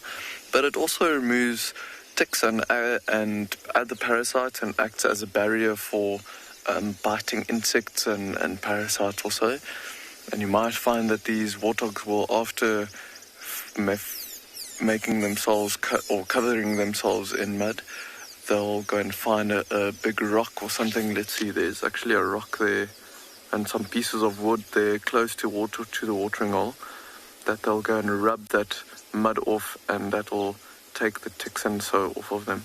Oh, there's a warthog still chasing the little piglets there. I think that actually does look like a boar. I'm looking at the size of the warts or the growths on his face. They're quite big, so I think that is a boar that's chasing all the other warthogs away from the watering hole. So we were looking at these wildebeest for quite a while, and they were taking it very slow to come down to the watering hole. But if you have a look at them, a lot of them have very big stomachs, and you can see how low their stomachs are also hanging. So I think there's a lot of cows there that are pregnant, and we might see some wildebeest calves being born within the next couple of weeks or so. And look at that, how quickly those wildebeest just had a drink and they're going again. Only one of them still there.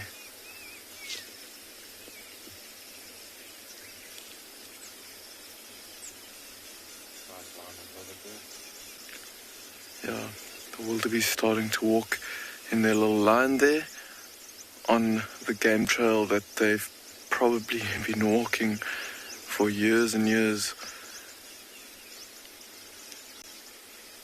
going back to their grazing. Look at the one just trotting, trying to catch up with the rest.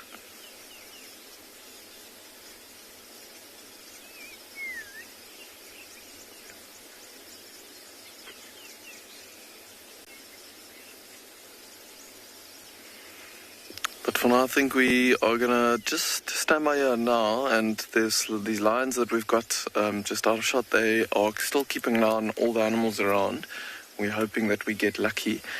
But for now, you'll head over to DJ, where he's got some wildebeest that are also up to something.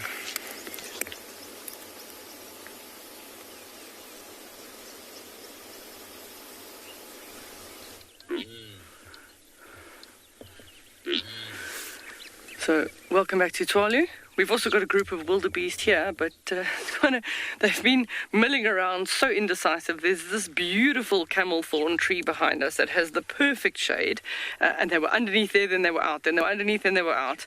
And this group has split off, and another 4 have gone the other way, and now the bull is betwixt and between, because he's trying to gather those 4 to come back and join the rest of the herd. So he's making all sorts of funny noises, and maybe if we pan right, Owen, he's going to collect them now.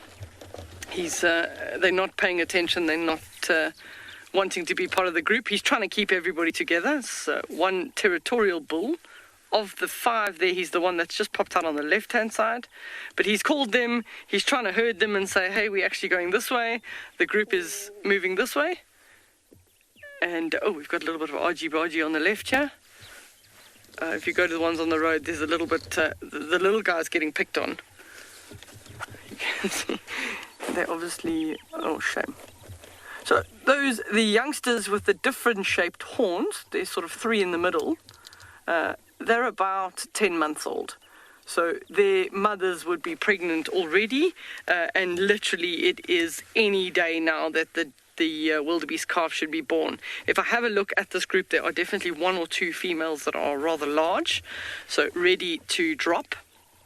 But we also we've come out of a very dry year, so not necessarily all of them would be successful in having fallen pregnant in that time frame. You look at them all at the tree, they're rubbing their heads. So they do have a gland on their face called a preorbital gland. It's like a little bare patch just below the eye, and every now and again they smell on the base of the tree and rub their heads. That's more typical for the bull to do, to mark his territory. He's running back and forth. He can't decide. He's trying to go and fetch the other 4 to tell them that, no, we want to go this way. And then these youngsters are just getting pushed around. That's how they learn. It's like their mothers are trying to herd them to say, well, this is the way that the rest of the group is going, so move on. We can, oh. He's eventually convinced them. Here he comes. He's running across the road now, and there's one that's a little bit further ahead, and then the other 3, they've kind of put their head down and they're moving in that direction. So they've heard him, and they're on their way to gather together. They won't be doing too much more feeding now, or grazing, as it were, because it's starting to get quite warm. So a nice indicator of a day that's going to be incredibly hot is if the wildebeest are under the trees by about 8:30 in the morning. Then we know we're in for an absolute cooker. They're still busy pushing each other around in that. Sometimes they're also known as the clowns of the bush, but then when you see them do strange things like this, it's no surprise. So, yesterday we were talking about males and females having horns. With the wildebeest, it's exactly the same. When they were a little bit closer earlier, it was going to be a nice demonstration, but they've decided to be all over the place. So we'll wait for another group of wildebeest to show you how you can just sex them at a distance. You can see their tails are vigorously moving, and that's from all the little louse flies, which are like a biting fly. They're not the most pleasant thing to be bitten by. Owen, go down the road. I think that one might want to start scratching and rolling in the sand. I think it might be. Sometimes if they're in the sandy patch, they dig with their hooves. They decide that they want to roll in the sand. I think those 2 are trying to escape. Yeah. They keep looking to see where the bull is, and then they're trying to sneak away.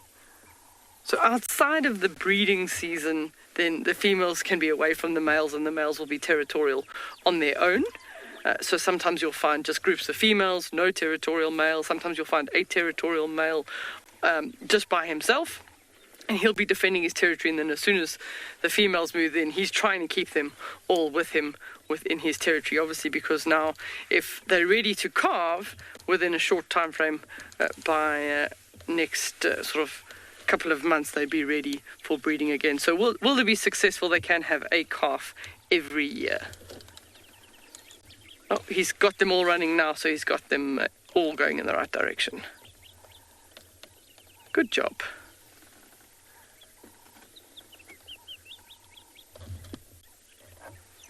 Oh, he picked up a bit of speed. Look at him go. Wow. Look at him go.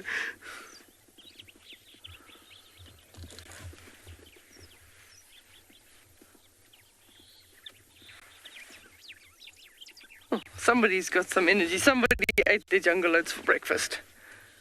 Oh, he's chasing, so he's bringing somebody around from the top. Obviously, another female that decided she was heading in another direction. He's herding her back to the group. Must be tough for this guy. He's got so many ladies to keep up after he's chasing them around all over the place.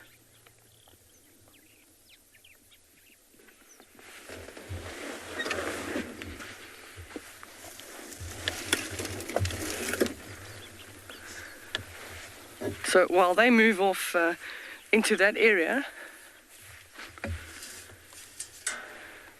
so as the wildebeest go up and over the dunes, Nick has got something much bigger to show you. You can head across that side.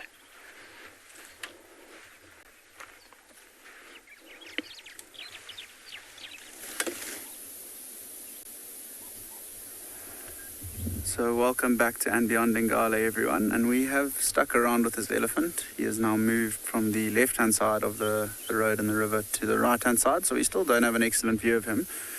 But we did try get a little bit closer and move around, and the elephant was a little bit cheeky towards us. So we've had a look at him, and the wind started blowing in our direction, and we got this really strong smell coming from him, and it smelt like must. And this elephant is actually in must.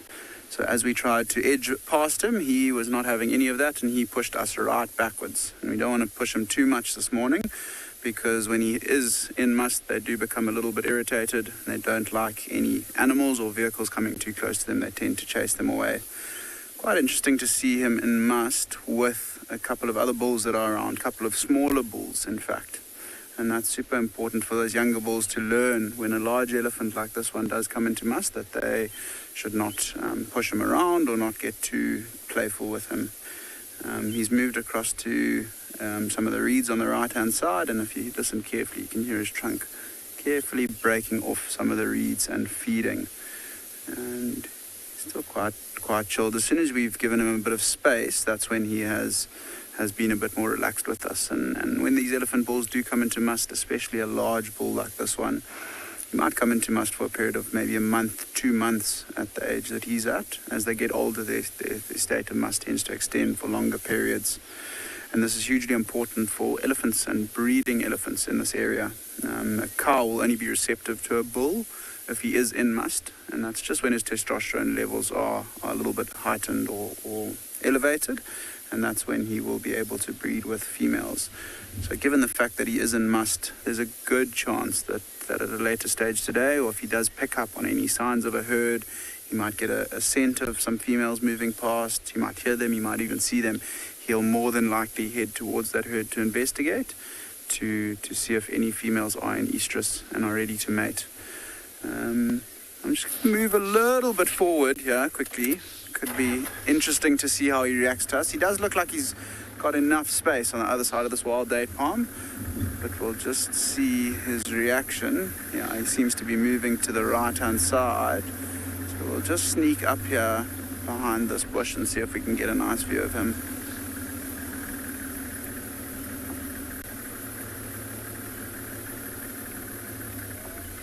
There's a bit of a better view from this angle.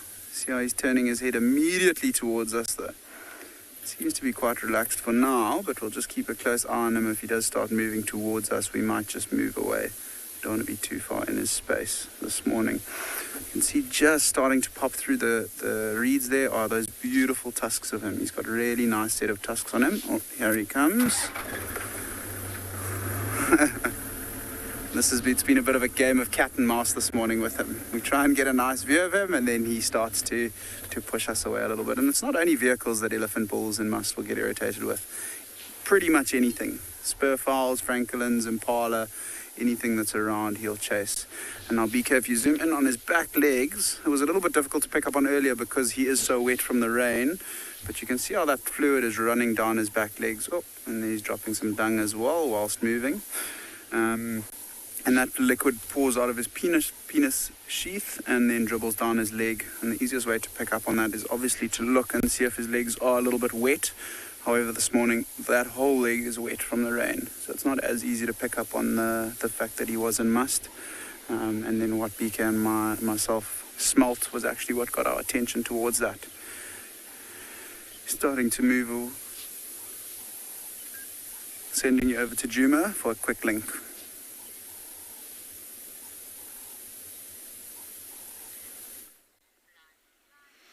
Well, as you can see, we have a yellow-billed stork that is, well, struggling to get its breakfast down. Unfortunately, its breakfast is very, very large, so we'll get back to that pretty shortly. My name is Tristan. On camera, I've got Johan this morning, and it's nice to finally be out. If it's not raining, it's brutal sunshine. Oh, the fish is gone. It went down the gullet, I'm afraid, but now you'll see that they'll wash it down with a bit of water. You're going to find that there's going to be a little drink, and that kind of gets the fish going all the way down into the stomach. It was a decent-sized individual. I couldn't see nicely what it was. It looked like maybe one of the tilapia species, which is good to see because obviously this dam was completely dry just over a year ago. There was no water in it at all. So it's amazing how quick the fish population starts to recover, and you get fish that are of a decent size in here. It's why I'm sure these yellow-billed storks and saddle-billed storks are spending a lot of time in this area. But there's probably a fairly healthy food source, which is really, really good to see. Often a lot of you ask how quickly these dams repopulate with fish, and the answer is pretty fast. As these drainage lines flow and you start to get water washing in from bigger dams, so small little fry are washed in, and you get different species. So you'll get catfish, you'll get tilapia, you'll get or bream, whatever you want, whichever one you want to call it, and you'll get all kinds of other smaller little things that come in. And so those kind of wash in from the river systems, and then they get into these dams, and then they live here. But catfish and tilapia are the two kind of main staple diets in this particular part of the world in terms of fish species that come into these little pans or dams, and that are then hunted by these beautiful big birds that we're seeing around Buffelshoek Dam at the moment. Now, the plan for this morning is to just try and bumble about, see what's happening. It's obviously rained quite a bit this morning, so we're going to just try and figure out if we can find any sign of anything. Just before the last heavy downpour that we had, the baboons were alarm calling quite heavily at the dam cam area, so around Gowrie Dam. Unfortunately, though, the one road that probably holds what was causing the alarm calls is closed after that heavy rain. It's a road that runs through a seep line, and it doesn't do well in the rain at all, so we can't go and check there. But maybe Tingana or Tlalamba or one of them moving around in that general vicinity. So I was going to check there, but I've done the roads that I can that kind of lead up to there that are open, and there's no sign of anything at this stage. It's not to say that something won't emerge now that the sun is coming out, and we'll get a bit of a sign a little bit later. And so now I'm just kind of heading to the east, and I'll slowly bumble southwards and see if we can't find any sign of species. Interesting. All right, well, I'm going to head north instead, which will be really, really cool. Is that animal?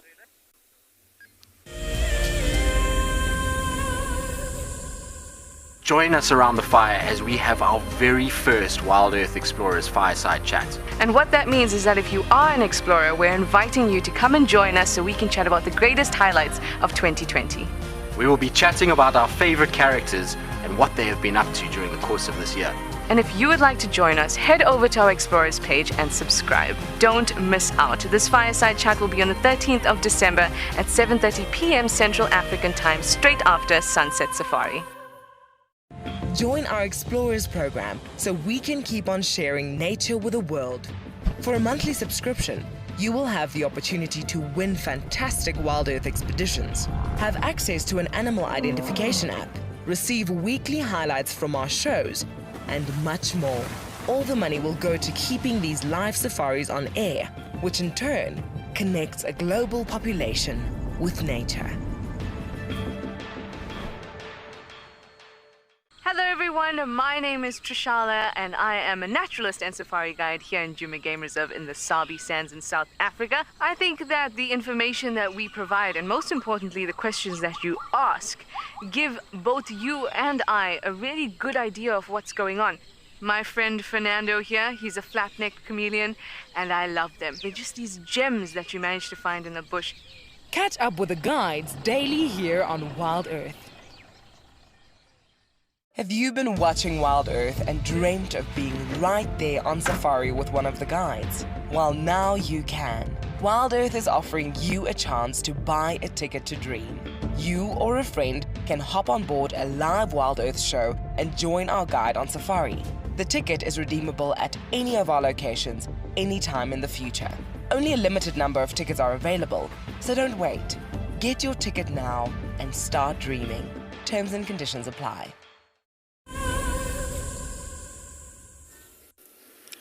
We've just been relaxing here at the den with these three. Not much else has happened, and now the two of Ribbon's cubs are just chilling out too. My car is far less interesting than it was. There's this cute little guy just in front of us. You have a bit of a relaxing session in the shade. Oh, look at that.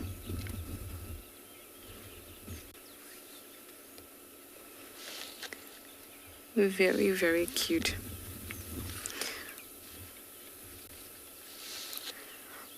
Well, down here I see some hyena scat. I hope we'll be able to see it. It's just off down here. White little blotches.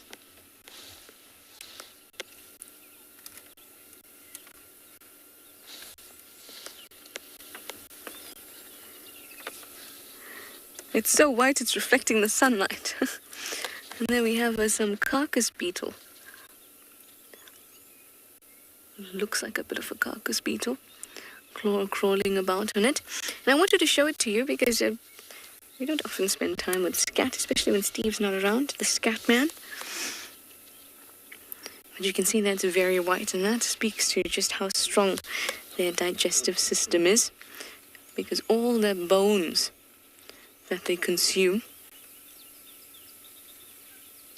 all that calcium, they can actually be able to digest that bone, and the calcium gets passed through and the scat becomes calcified.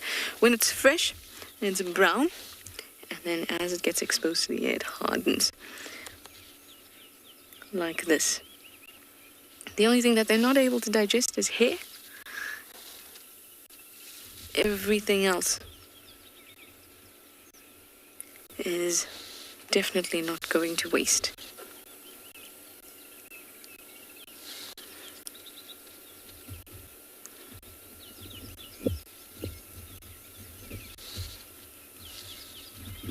They're so important to the ecosystem because they clean up. And they make sure that everything is put to good use. And so we've always spoken about how every animal has a role. And hyenas have a very special role, and just like vultures, in cleaning up. And their digestive juices are so strong, their acids, that they're able to eat some very, very rancid carrion and leftovers. And instead of that festering and bacteria, things like that being exposed to the environment, they get consumed. And it actually makes the bush a little bit safer in terms of infection and bacteria and all that sorts of stuff. Very, very necessary to the environment.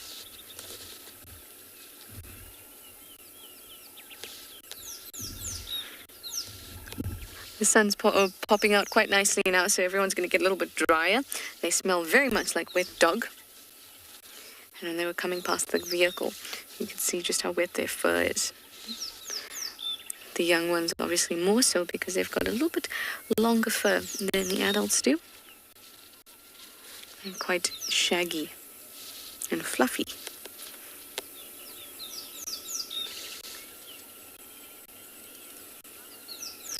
So we're going to move on, I think, for now. We've sat here for a bit and they're just having a peaceful morning. So we're going to go off and see what else we can find. And we're going to send you over to Deirdre, who's got some yellow flowers.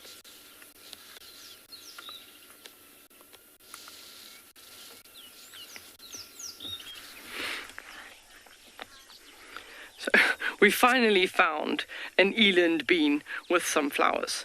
So Owen's busy zoomed in on that.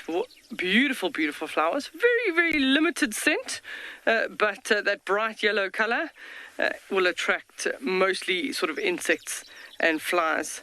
I don't know if there's too much of a nectar reward, but it's more also about the color reward, so that it can be visually seen from a distance. You may also find that there's actually a ground insect. It makes sense to me. I don't know exactly. I haven't read it in a book, but it makes sense to me that there's potentially a ground insect that would move around and potentially pollinate these, because all of the flowers are based low down on the stem and not high up for being sort of pushed around or being pollinated by the wind. So that is quite interesting. And then there is another yellow flower that we've got here that we found, which I know the viewers that have been regular with the Kalahari know that we've got this unique tree called a grey camel thorn, which is where I am now, and also nice bright yellow flowers. They're known as globose, is what type of flower that they are, and also bright yellow in order to visually attract insects. So wouldn't worry too much about sending out a smell, but rather color visual. But the interesting thing about the camel thorn, I'm going to try it. Hopefully you can see lots of spikes or thorns. So let me see. This is generally very flexible. So that is exactly what the giraffe would do. You see how those thorns fold? Ow, it's not so easy as it normally is. You generally have to pick a branch that's got slightly softer thorns, and it's relatively easy. I can try this one. I can see that they're little yellow. So you just see how those thorns easily fold.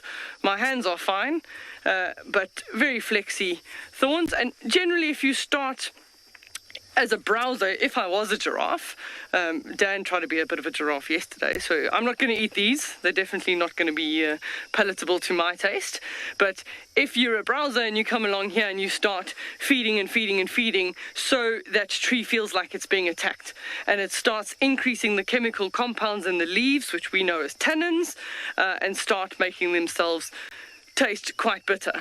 At the same time as that tree is being attacked, it sends the pheromones on the wind and tells other trees of the same species that there's a predator in the area, and they must also increase their tannin content in their leaves. I know the regulars have heard that story many, many times. But this is an absolute favorite for giraffe and black rhino, even kudu, any one of the browsers. But just beautiful. But you can clearly see we also have a hybrid species between the grey camel thorn and the normal camel thorn, and the difference there is the leaves and the seed pods.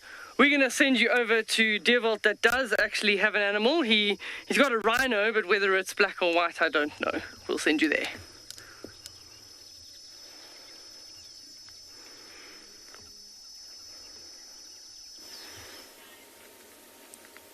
We came around to the watering hole, and look what is happening here.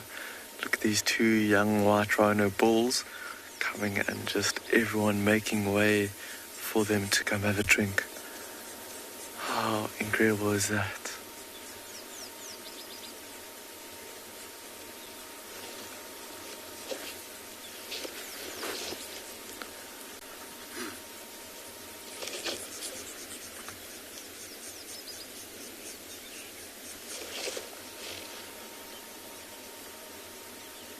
Only with the one rhino drinking at the moment. Lots of warthogs around here coming for the mud and the water. But look at all the animals just waiting for those rhinos to have a drink before they go and have a drink. I think these wildebeests are actually alarm calling, maybe towards the lions that we heard earlier that was lying right out in the open. But it's difficult to say for sure. These two white rhinos have not been at water or watering hole this morning by the looks of things. Just looking at how dry they are, there's no new mud or anything on them. Maybe if we're a little bit patient, we might see them come and wallow in the water and muddy parts here close to us. There's a warthog right in the water there, and looks like all the other warthogs are also coming to cool down. Look at that. rolling around.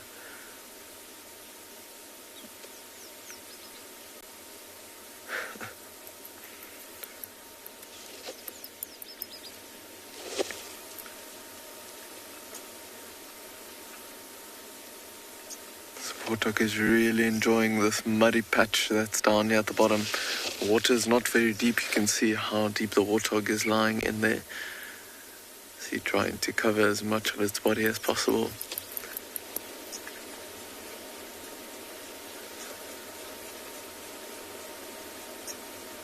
Another warthog there lying down in the water on the right. And there we go, doing a bit of a roll around, trying to get the cold water and mud onto his back.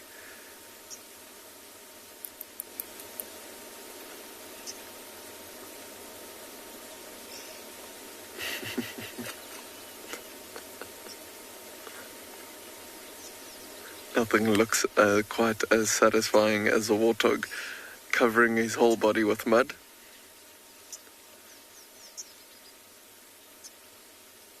The one, in the middle of the watering hole is not phased at all, not really rolling around. Oh, there we go, rolling around a bit now, but really enjoying this cool water and mud.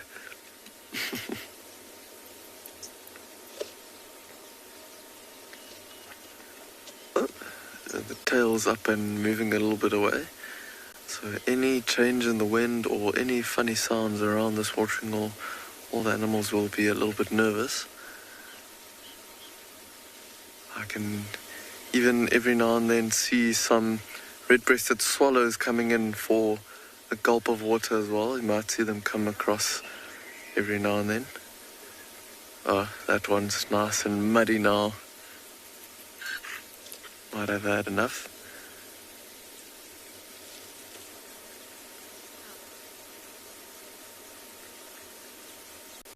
See, going to the edge of the water there. Didi, you are asking what are warthog's main predator? On Phinda, in this particular area, it's leopard and lion. Oh, look at this warthog just going and rolling against that little muddy section there. Was cooling down earlier in the water, but now trying to get that thick mud onto its back. Look at that.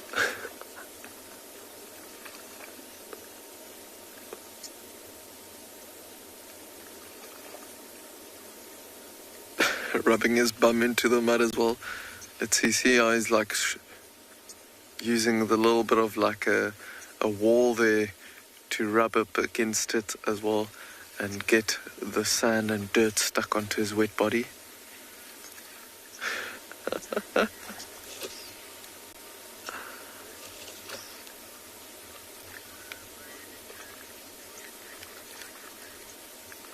People pay lots of money to go to spas to get some mud on them, and this warthog is just enjoying it. The original mud bathers.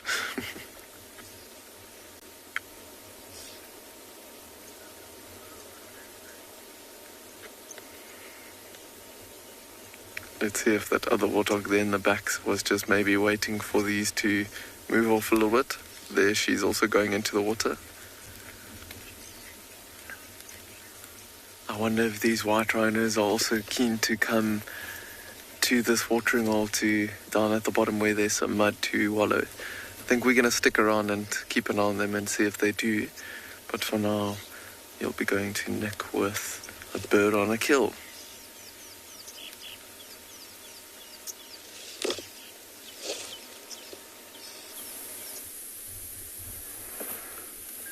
So welcome back to And Beyond Ngala, everyone, and I hear you enjoying a nice sighting with Deerwold and some warthogs at Phinda. We've come across a really interesting bird at first that was on the road, and it flew off into that magic quarry bush. If you have a look carefully on its bill, you'll see it's thrashing it from side to side. It's got really a long insect inside its mouth, and it is a centipede. quite a large specimen as well at that. And you can see how this hornbill's being very cautious with this. Oh, and there it is off. But being very cautious with the centipede in its bill, moving it from side to side. It was actually beating it against that branch for a stage at Wattle. And that centipede that it had in its mouth is quite a venomous insect or animal. And it's got quite a toxic sting on the back of it that can really, really hurt a human and a bird as well. So it's super interesting to see how the hornbill managed to catch it and fly over there. And this time of year as well, with the hornbills, they are starting to breed and starting to create their nests. And I saw yesterday, I think it was Tristan at Juma with the hornbill nest, showing how the female gets closed into a hole. And I wonder if that male hasn't caught that centipede this morning, beating it, trying to kill it, and potentially where it flew off now. I don't think it was from us. I think it might be moving off to another area, maybe towards the nesting site of the pair of hornbills. Quite an interesting bird. We've got quite a few of them around, so not rare to see the bird, but super interesting to see it with that large centipede in its mouth. Other species that we get here being the southern red-billed hornbill, much more of a digging hornbill. It's got a sharper bill. I don't know if you saw that yellow-billed hornbill's bill, quite a conical shape, quite a large bill, and they feed mainly on insects and all kinds of insects, small reptiles, and also fruits and seeds from time to time. And you can see now the sun has really started to come out at Ngala, so the birds are out to play as well. And that's lovely for us this morning. It's been quite a slow morning. Tracks and signs, looking for the leopards and the lions that I mentioned earlier. I think with that rain that came over, a lot of rain on the road that's washed away most of the tracks from last night. So we're just going to keep driving around Ngala looking for anything fresh, any fresh signs, maybe a leopard or lion that's got active after the rain. During that rainstorm, BK and myself headed back to camp for a little while, and I'm sure the leopards and lions were tucked away under a bush trying to avoid the rain, and now that the sun has come out, they might be moving around again looking for a nice spot to lie up for the day. We did find another herd of elephants as well, but they moved off into the thick bush around us, and I think that might be where that elephant bull that we had earlier was heading. He sort of took a turn and headed up onto the northern bank, and we left him because he was giving us a little bit of trouble from time to time, and BK wasn't too keen to spend time with him. But yeah, really beautiful day, and you can see the clouds are pretty much all around us at the moment. The northern side a little bit bluer, and there's blue sky right above us. Sorry, BK, it's a bit hard to get that on camera. But there are clouds moving all the way around Ngala, with pretty much just the sun shining through on us where we are. So I don't know what the weather's like at Juma. If it's cleared up there, I did hear that they are out. I'm sure the rain has stopped.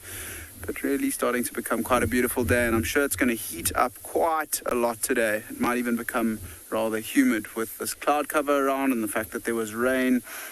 I'm sure that means that most of the animals already, they didn't have much time to move around this morning with the rain, but most of the predators will start looking for a place to rest up for the day, and the animals like impalas and wildebeest and zebra will probably be moving in towards more open areas where there's nice grass for them to feed on. I think what we're going to do is we're just going to keep driving along sort of back towards the central parts of the reserve and see what we can find. There hasn't been too much around this morning, but hopefully we get lucky and come across something while driving. So I think what we're going to do is we're going to keep heading and see what else we can find this morning.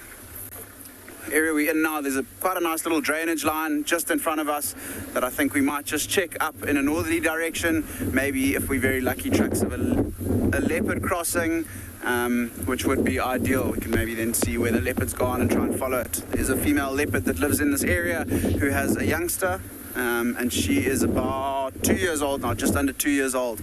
So we have been hearing the mom rasping every now and then, but I think what we're going to do is we're going to send you over to Deerwold while we continue our search this morning.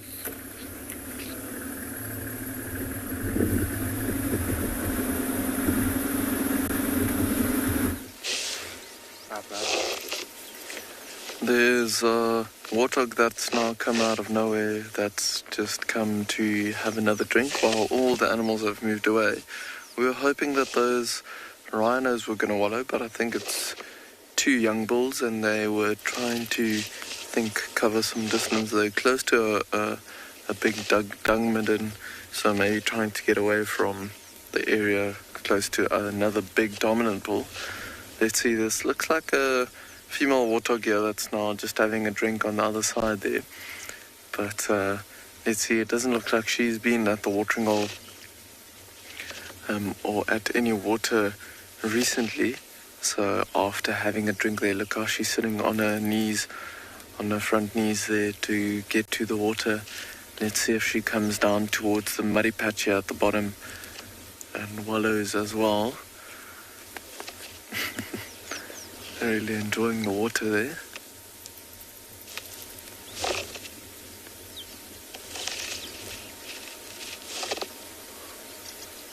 This watering hole has been very, very productive. You can actually see another water coming further back down to the water as well. You can imagine why, well, it's easy to see why these lions have been hanging around this watering hole for the last week or so. So many animals that are dependent on the small watering hole, as all the others have dried up through the winter. Hopefully it rains a lot in the coming months and we have some more watering holes popping up everywhere.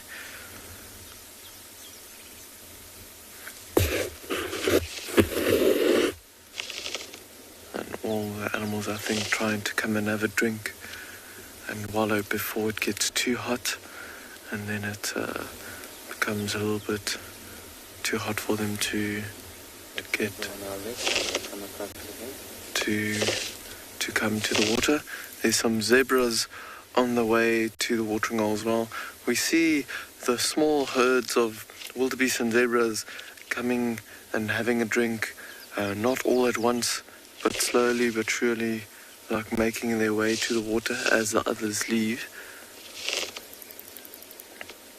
Maybe a different stallion with his harem of females, of mares coming to drink, trying to avoid the mares being close to other stallions. So they don't just walk to the watering hole, they stop, and it takes quite a while for them to get here, because around a watering hole like this, when they're drinking, it's obviously a resource they all need to get to, and I think they know that the predators will try and use that to get close to some prey animals. So taking it very slow and just listening and looking around to make sure that there's no danger before they come to the water.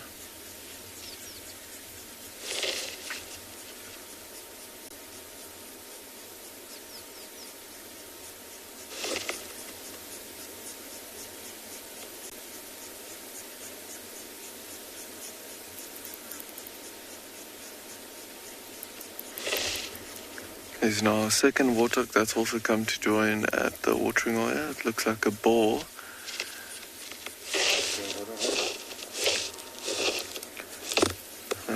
While we wait for the zebras to come, we'll have a look at these warthogs here. And if you have a look at the faces of these warthogs, see this one that's just walking around. She's got a very small wart on her side of her face, and you can see her teeth hanging down, so it looks like a pregnant female. And then if you look at the one that in the back, directly behind her, look at the warts on the face. Nice big warts sticking out there with big tusks. So that is a boar on that side. And I think they're both slowly coming down to the water here to have a wallow, but also taking it very slow, keeping an eye out for any predators. There she goes, straight into the water. Look at that. Pushing a snout in, trying to figure out where the nice muddy sections are.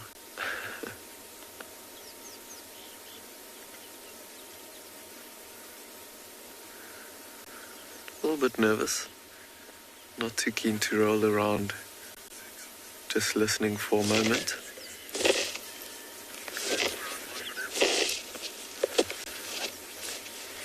That boar has moved off to some warthogs in the back there, but this female, she is happy to roll around in the mud a bit, trying to cool herself down.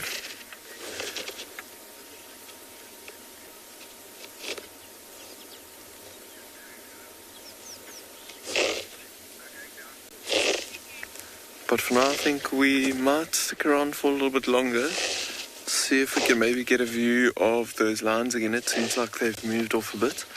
Maybe see what other animals come down to the water here with this nice hot summer's day that we've got.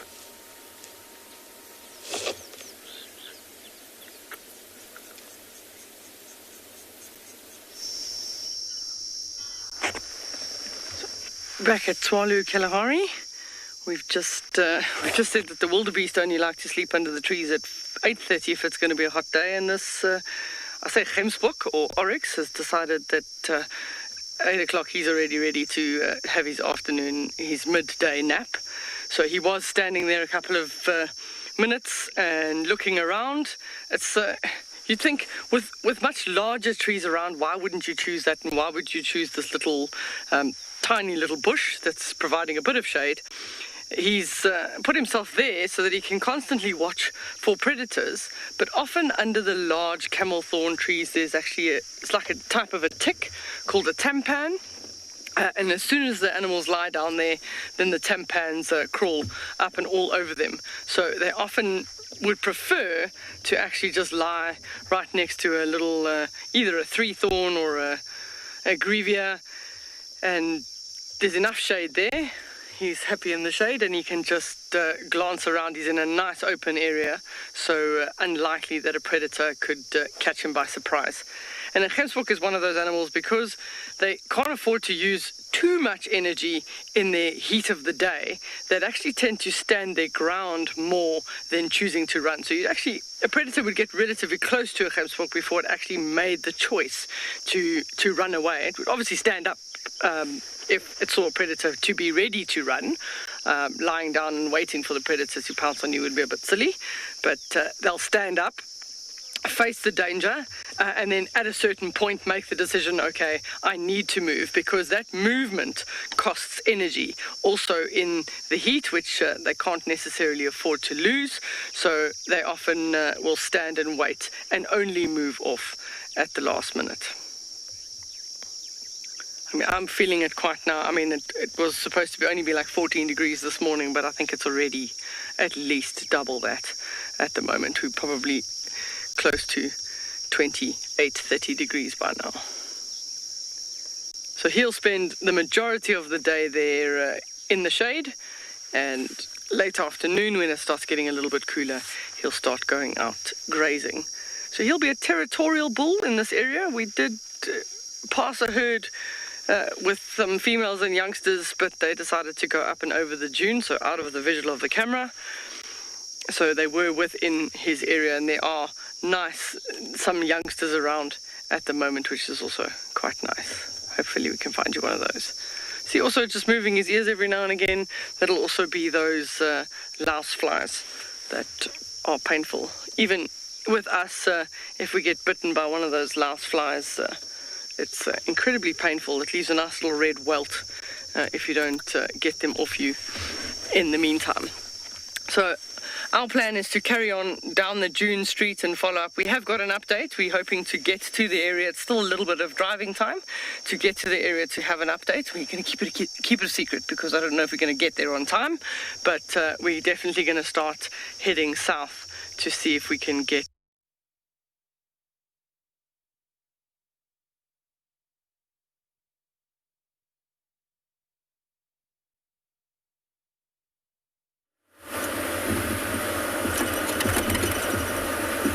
Sorry about that, guys. I'm sure we'll get Swalu and Daedra back in no time. There have been reports of, or at least tracks of wild dogs in the northeastern corner near Buffelshoek Dam, so that's where we're headed at the moment.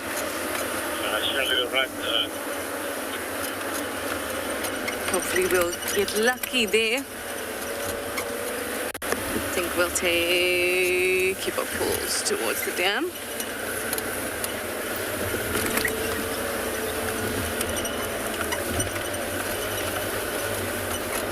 It's starting to, like I said, starting to heat up, but I still think that if we do see them, they'll still might be hunting, considering that it's not too hot or the sun is not beating down. There's still some good cloud cover.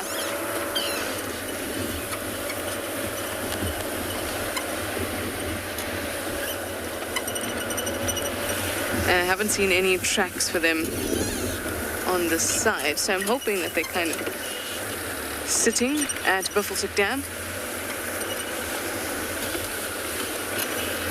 If they're lying down there, that would be awesome. Get to see some bird life and get to see the dogs. That would be great. Maybe even an elephant comes along. Just thought I'd put it out there.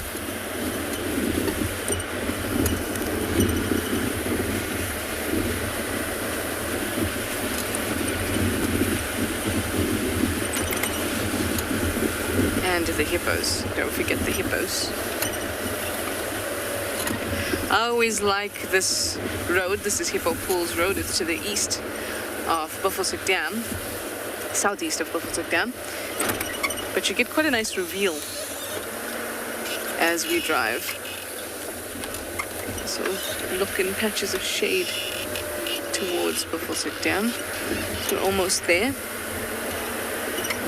And where the rain, the ground becomes quite hard and compacted. It's not sandy, so it's much more difficult to see tracks.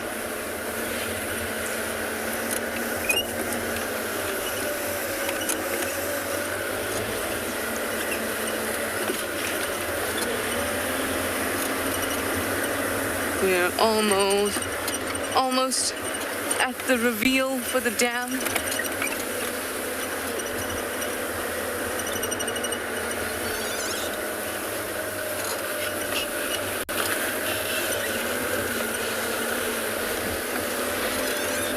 Makes me excited, guys. Well, while we take this turn and almost at the dam, I will remind you guys that exciting stuff is happening. So why don't you go over to our website, wildearth.tv/explorers, and see what's going on, how you can get involved. Ooh, a bit muddy there. Look, there it is.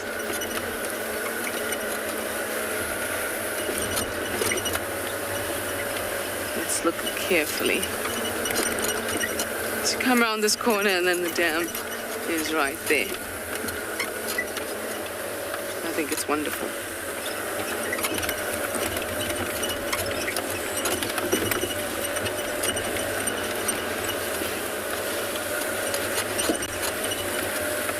There have been a number of times you just drive through like this and just see a leopard sitting on the dam wall. Let's grab this patch of shade here. Ooh, windy. Don't shout at me.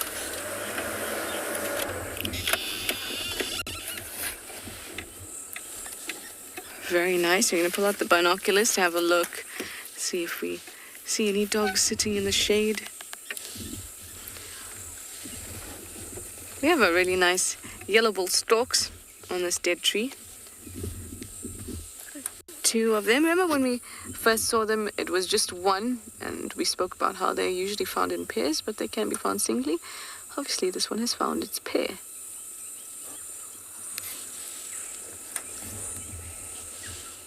Unfortunately, I don't see any dogs.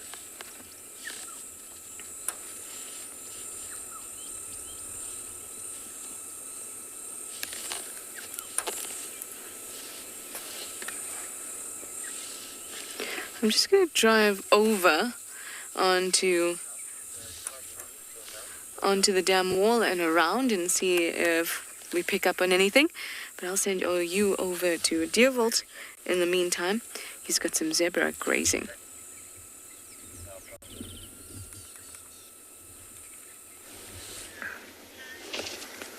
We're just keeping an eye on some other zebras that are seemingly on their way to the watering hole here. So to give you an idea of where the lions are sleeping in the thickets, we can't see them from where we are now, but like 100 or so meters, 150 meters or so to the left, the lions have just spotted the zebras. One of them is sitting up right now, and there is a tiny little foal with all these zebras there. So we're just keeping an eye on and see what's going to happen here. The wind is blowing. It seems like the scent of those lions straight onto the zebras. But I think the need for water, these zebras are risking it and just going and walking through this open clearing here at the bottom.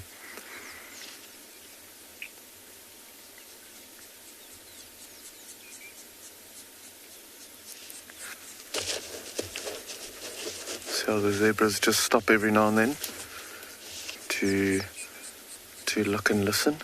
See the foal there, second from the front, sticking very close to its mother.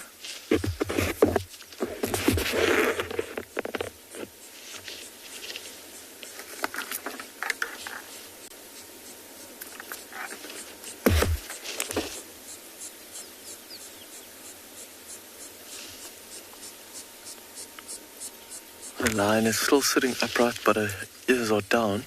The zebras are looking straight in that direction, straight towards the lions there.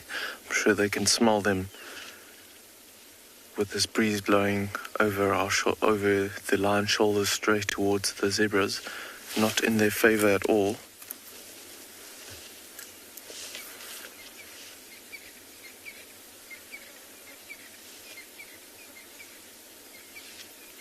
So there's way too much open space between the lions and the zebras at the moment.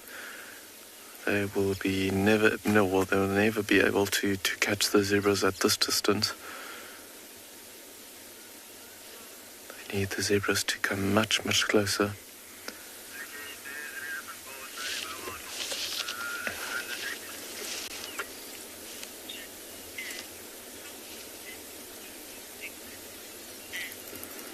And you're asking how many zebra species there are. Now I have to think back of the days when I was studying all these things. But in South Africa, where we are now, on Punda, we only have the plain zebras. And then there's some mountain zebras closer to Cape Town and in the mountainous areas. Then there is the Hartmann zebras. There is the Greaves, I think, zebras. That's also another species, but the most common species that you've got is the plains zebra. Those are also the ones that occur in East Africa that go through all the migrations and so on. Yeah, the zebras are just stopping for a moment, looking straight at the lions again. They're closing the gap a little bit, much closer than what they were earlier. The lioness is slowly moving down, trying to make herself disappear behind the small bushes there. Look at the zebras walking with their heads down. They haven't seen those lions just yet, but I think they can smell them.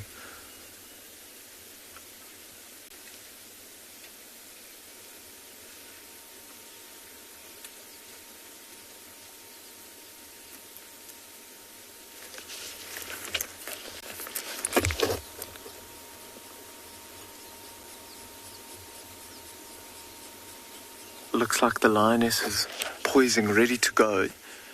Let's just see what happens here. See the foal sticking really close to its mother there. One of the zebra, the female with the foal, looking straight towards the lions. No, it just kept on walking. Wonder if that foal can also smell the lions and putting its mother between her and the lions.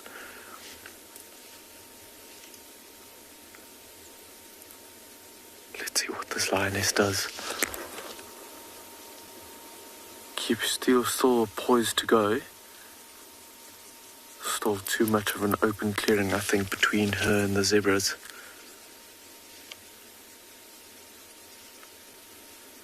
This lioness is very, very patient. Those the last zebras just stopping and looking at something there. Can't see anything.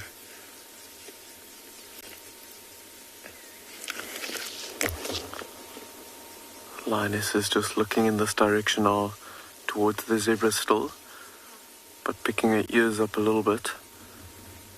I think she realized that that opportunity was maybe not going to be worth it. Too much of an open area for her to cover that distance and get to the zebras before they run off.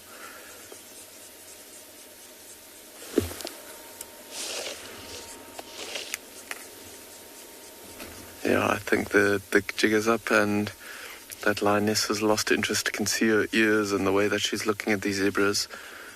She's not too interested anymore.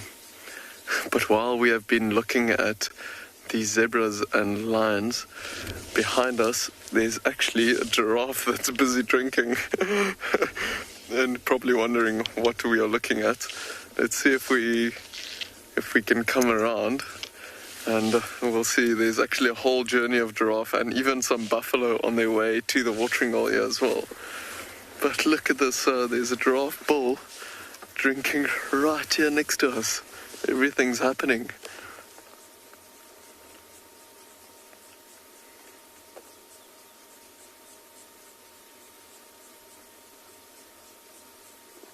Female lion's on the move.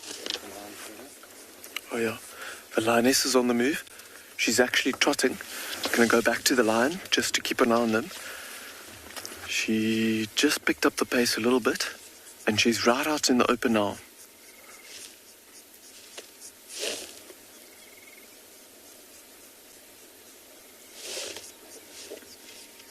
She's really interested in this zebra foal. The zebras are obviously now walking away from her, not looking back. Look how slowly she's walking.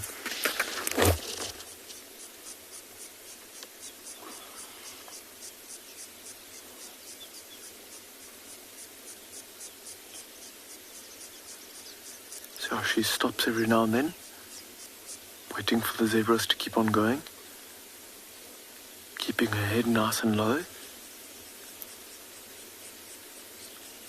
If those zebras look around, they'll definitely spot her in the open there, but they haven't seen her yet. She might use this little hill that's here in front of us as cover, and there's some longer grass there as well. Oh my goodness, everything's happening. I don't know where to look. The lioness is stalking here in front of us, and there's a herd of buffalo and the giraffes drinking behind us as well. I don't know if you can hear the water. Okay, this lioness is still stalking. Hear the water as the buffalo are moving into the watering hole. One of the zebras have just looked around towards the lion there.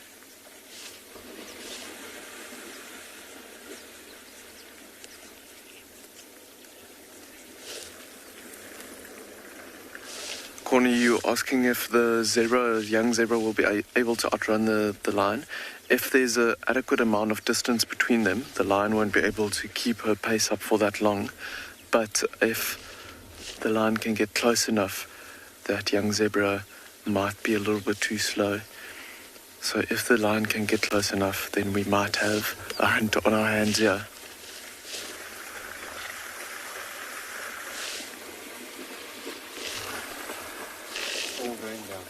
Everything's going down here at the moment. I'm sure you can hear the water here behind us as the buffalo have come into the water. Seems like the zebras are losing interest. Let's see if the female lion keeps on moving. She was just waiting for the zebras to keep on moving.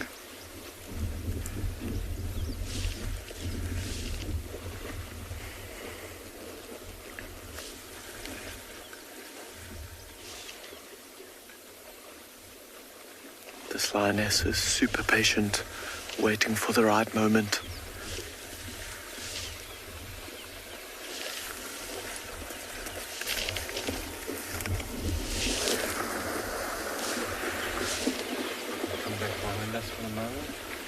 I'm going to keep an eye on this lioness here, and then Glenn's going to see if he can pan the camera around just for a moment to show you what's going on behind us here.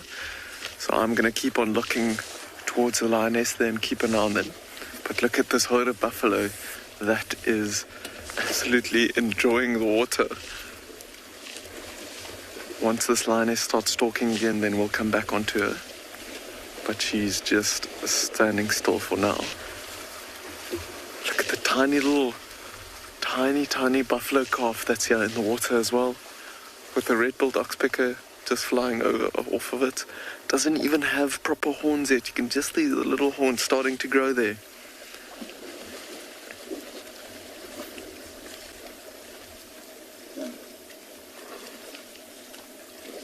Okay. It seems like the lioness has lost interest. She's actually walking back towards where she was lying down earlier.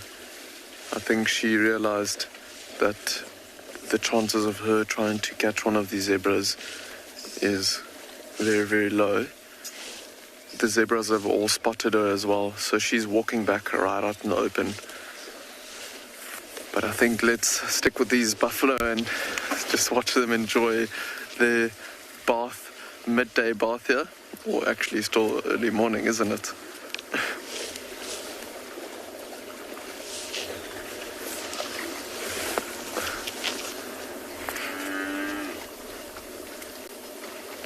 Look at that youngster sticking really close to its mom.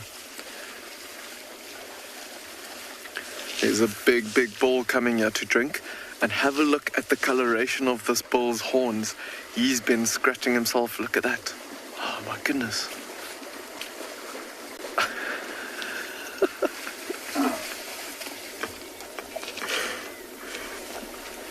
That yellow coloration in his horns is him scratching himself against some fever trees earlier. But now he's really going to town to that piece of dirt there.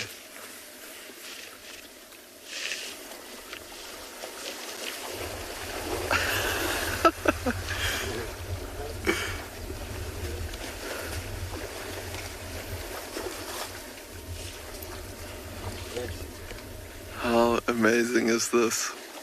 Everything's happening here at the small watering hole. Look at that, pushing his horns and stuff into the mud there. You can imagine around that, those 6 thick set horns. They've got a lot of itchy ticks and stuff sitting around there, so he's trying to scratch in there and get the mud over there as much as possible.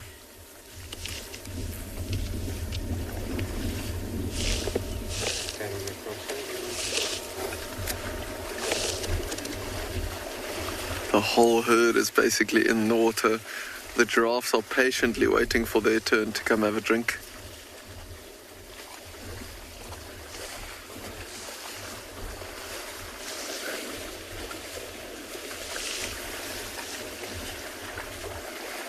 Oh, poor white-faced whistling duck in between all of the buffalo here, just trying to get out of the way.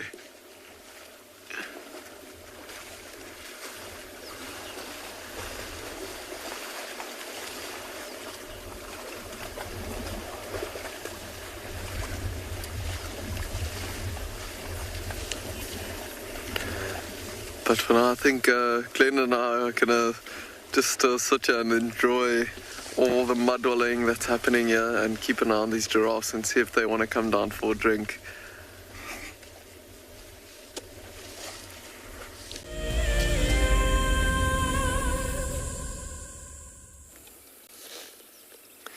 We are here at Vulture Dam and watching all the cool, interesting things that are going on.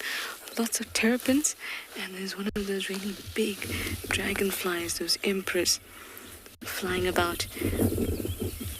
I do like those ones. Lots of gorgeous sounds as well. And I'm waiting for the bird life to come drink at the shores. Always the usual suspects around. Look at this cutie.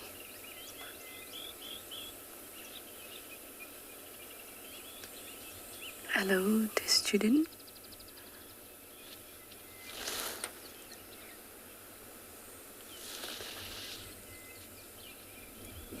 Lots of little terrapin heads bobbing up and down. I love watching the dragonflies here. They're just so difficult to get on camera as they move so quickly. But every now and then I like to challenge the cameraman.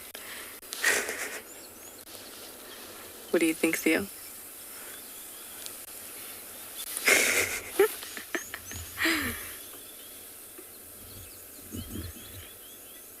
Hello, warthogs.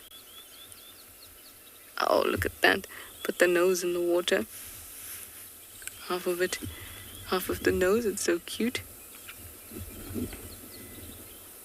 Really having a good time. The piglets are just adorable at this time. Lots of things are going on at the dam. Always nice to just appreciate it for a little bit.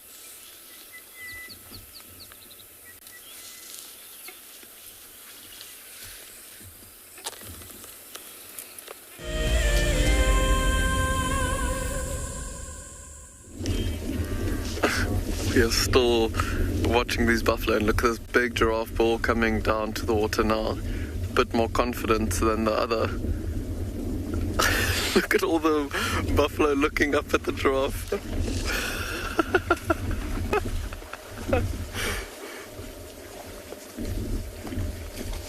It seems like they've all got a healthy respect for each other. It's the first time that I've seen a buffalo look up at a giraffe's face.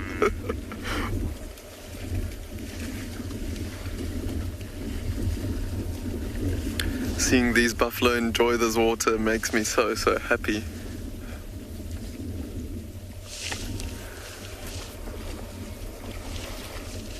Even more buffalo are coming to join these down here at the bottom. So the watering hole there at the top, it seems like there's some not as muddy water there at the top where they're all drinking. And interesting how they're not really drinking the water here at the bottom because it's been disturbed so much by all the warthogs and buffalo earlier. There's one or two of them drinking it, but a lot more drinking at the top there.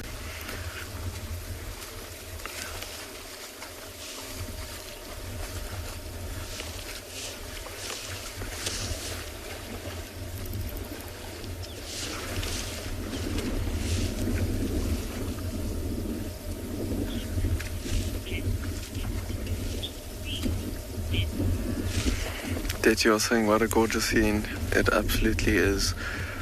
And all of these animals just showing us that water is life and is essential. And just this little watering hole that we have had here for the last hour and a half, 2 hours, just shows you all the animals need the water. There's some zebras further off to the left that's waiting for the buffalo to have their drink before they come down. There's a white-faced whistling duck that was flying between the buffalo trying to get out of the way. Look at the beautiful colorations on that white-faced whistling duck there with that red hazelnut color chest. And the white face like the name suggests.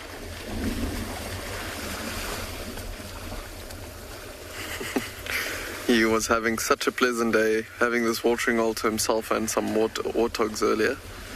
But look at this white-faced whistling duck's actually feeding on what looks like some insects that these buffalo are disturbing, and that's maybe flying off of these buffalo. But this day got... Oh, watch out! These buffalo chasing each other around, looking for the best possible spots to lie down in the water here. There we go. Catching some insects there.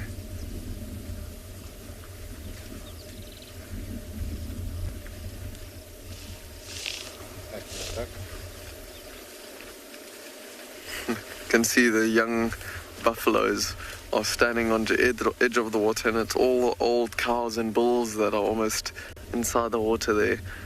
A bit of a hierarchy system here.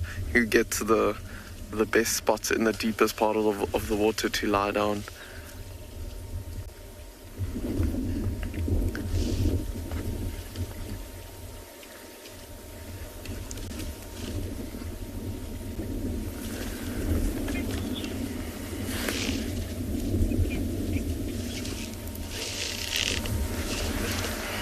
Lisa, you're asking if they won't get sick drinking this muddy water. I think if it was us with our very sensitive digestive systems, we would have probably gotten sick. But animals are way more hardy than what we are, so they'll use all the moisture they can get and really get sick of any watering holes, especially natural watering holes. There's a giraffe coming over the back there. Look at that. There's buffaloes, zebras, warthogs and giraffes all in the same shot here. These buffalo are really chasing each other around for the best spots in the mud.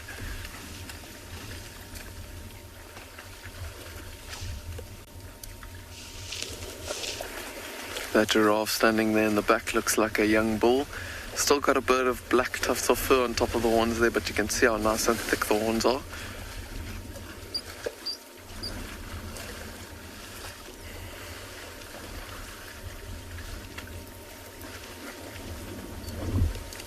So much going on here.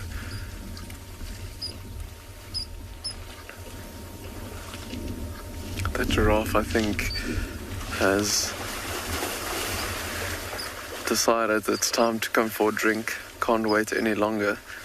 I imagine they must be quite thirsty, especially with this hot day that we've got here.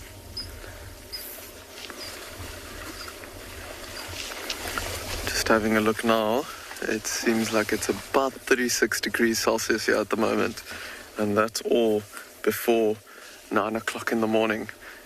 So I think today is going to be a real scorcher later on. Here the giraffes just spotted something there in the distance, maybe some warthogs or so.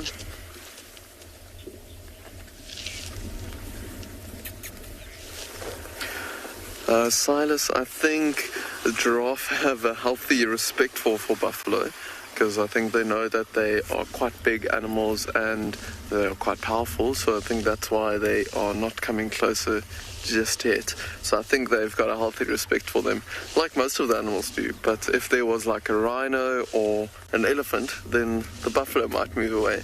So yes, there is but a bit of a hierarchy between all the animals around these watering holes. But it seems like the buffalo are actually making a bit of space at the top there. That giraffe is really close to where the buffalo are drinking. And even a lot of the zebras coming down to the water now as well.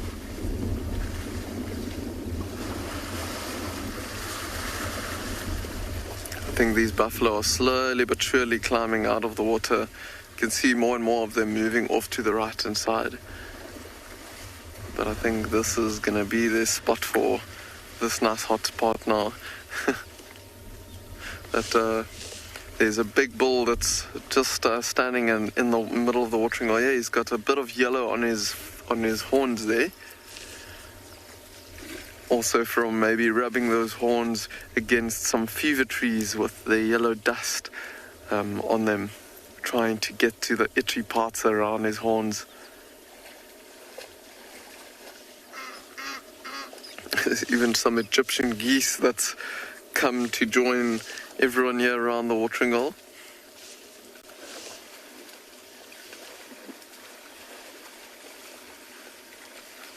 And in between all these animals, I can just see red-billed oxpeckers flying in between all of them.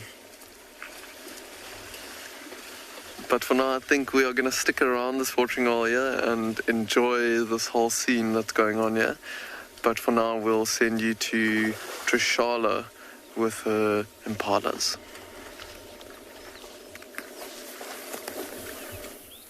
We're enjoying this scene. All of our impalas on quarantine have all congregated in this spot, and there's so many, it's wonderful.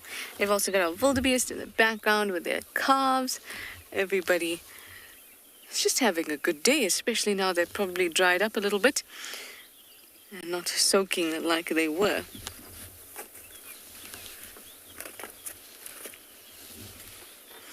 Let's do a baby count. Whoa. That was a very synchronized movement by all the impalas there. Wildebeest baby count. I see 1. I see 2. But everyone, well, most of them are lying down. So probably our youngsters are too. And remember, that's why they're that light color as opposed to the adult coloration. So they can blend in very well when they're lying down. This scene is the ultimate safety in numbers scene. If you all hang out together, you all can't get eaten.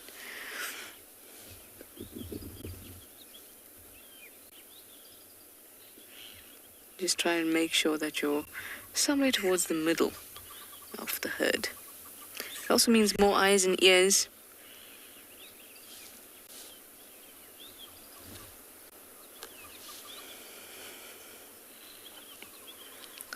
Some are ruminating. I love how they all just stay in one direction. You can see that they're very comfortable. They might be a little bit cautious because of the wind, as usual. That's why they congregate together. But everyone is chewing away. It's always a good sign. Chewing. Ruminate and ruminate and ruminate. Oh, let's watch. I love watching the ball of cud go up and down their throats. Oh, but we don't have a clear view.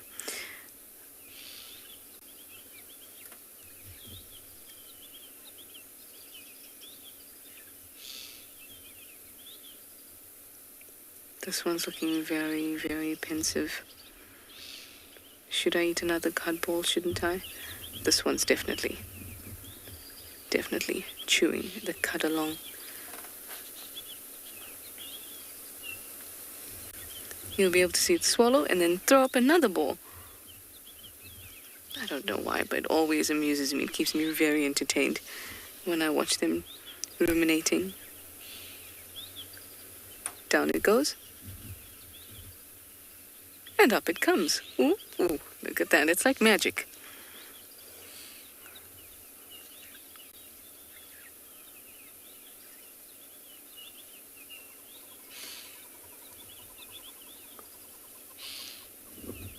They really are breaking it down. But in a different sense than what you might be used to when someone says you're breaking it down. Hi, Lucas. You have a really important question because we think of this as such basic, things that we deal with that we sometimes forget to tell you. You'd like to know, how do you know if they're male or female? The males are the only ones that have horns. Now, when they're very, very young, you wouldn't be able to tell. The lambs, it's very difficult to tell. But at a year, those horns are poking through.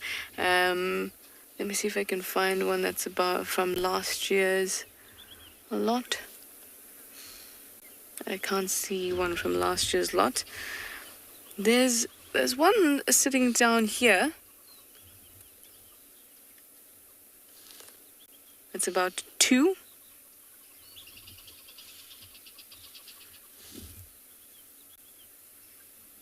You can see that one's definitely a male. It's got horns. That one as well. They'll be about half that size when it's about a year old from last year. And that's why it's quite easy, because we know about when the rutting season and when the lambs are going to drop. It's quite easy to estimate the age based on those horns, at least until a certain point, until they're fully grown. Oh, look at that. Anyway, Tristan has managed to find those wild dogs that we are looking for at Buffelshoek Dam. They're inside of Buffelshoek where he is. So let's go over and have a look.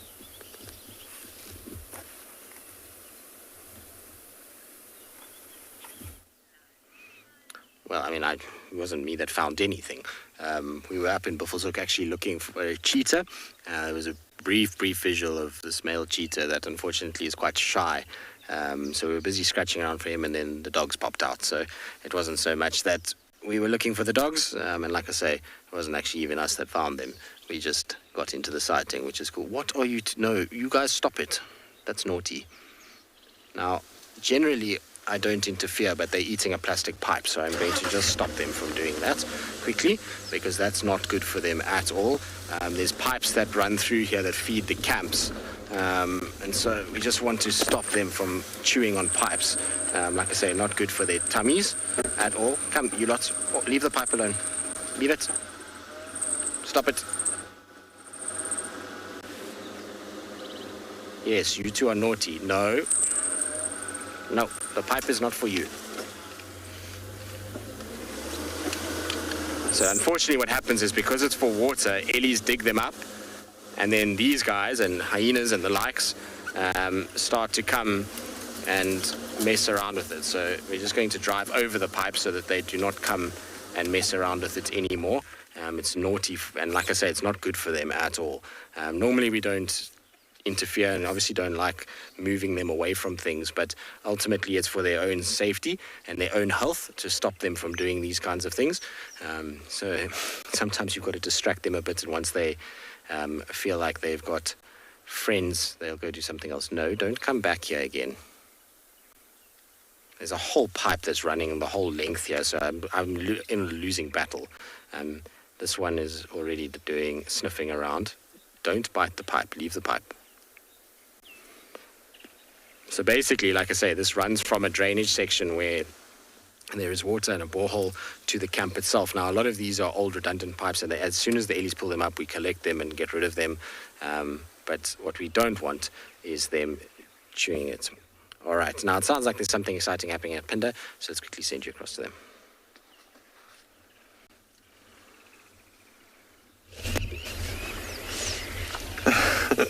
Just as you got to us, this lioness was stalking a warthog, and the warthog noticed that she was behind her, and the lioness is back on her way to the thickets where she was lying down. Oh my goodness, my heart can't hold it anymore.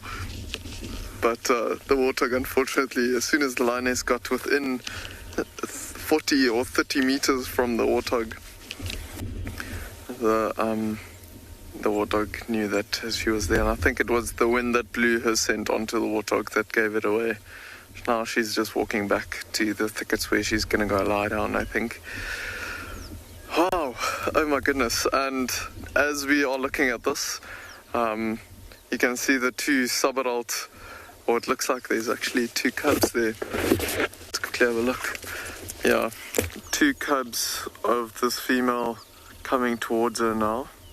And then looks like there's a sub-adult male that's sitting right in the back there as well. It's not like they haven't eaten anything much recent or very recent, but they still have something in their bellies. But like I said, I think they might just go and lie down. There's a bit of interaction between the female and the cubs there for a moment.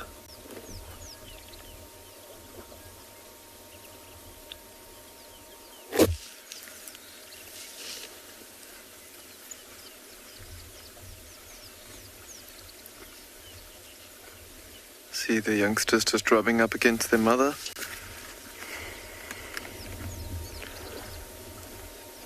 I think they might get a little bit fed up of being in the sun and not having too much shade. Let's see if they keep on moving. Yeah, I think she's heading off to the left-hand side, maybe where there's a bit more shade for them. Try and get out of the sun and the heat. But if they play their cards right, I think these lions might get another chance to hunt. Like we said, there's a lot of animals that are coming down to the water here, as this is the only water in quite a big area. Yeah, she's heading down. Okay, while we're sitting here, we're going to come around again. There's a big elephant bull that's on his way to the water. My goodness, and look at this absolute massive bull. Look at all the buffaloes starting to look at this elephant bull. Now we'll see where in the hierarchy around this watering hole this elephant bull fits in.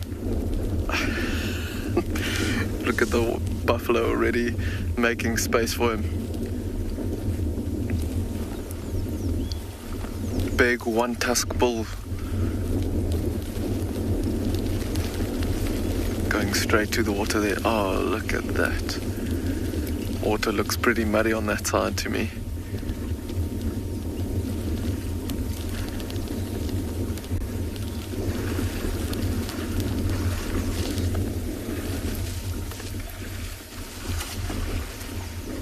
See how he's sucking slowly some water there. And there he goes for a drink. There's not much water on that side. He might come down to this muddy water down here. Get to see how long he takes to fill his trunk there with a little bit. I wonder if the water has been drank by all these animals that have been here now for the last half an hour or so. Let's see, look at the water that he sprays into his mouth now.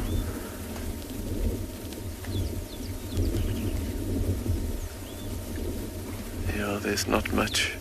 He's not wasting too much of it, so there was a bit that came out as he lowered his trunk.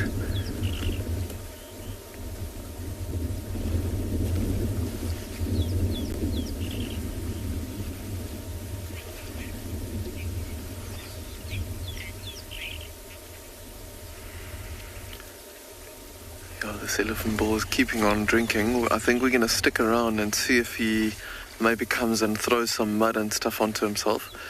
But for now, we're gonna head towards Nick. That's got some grazing buffalo.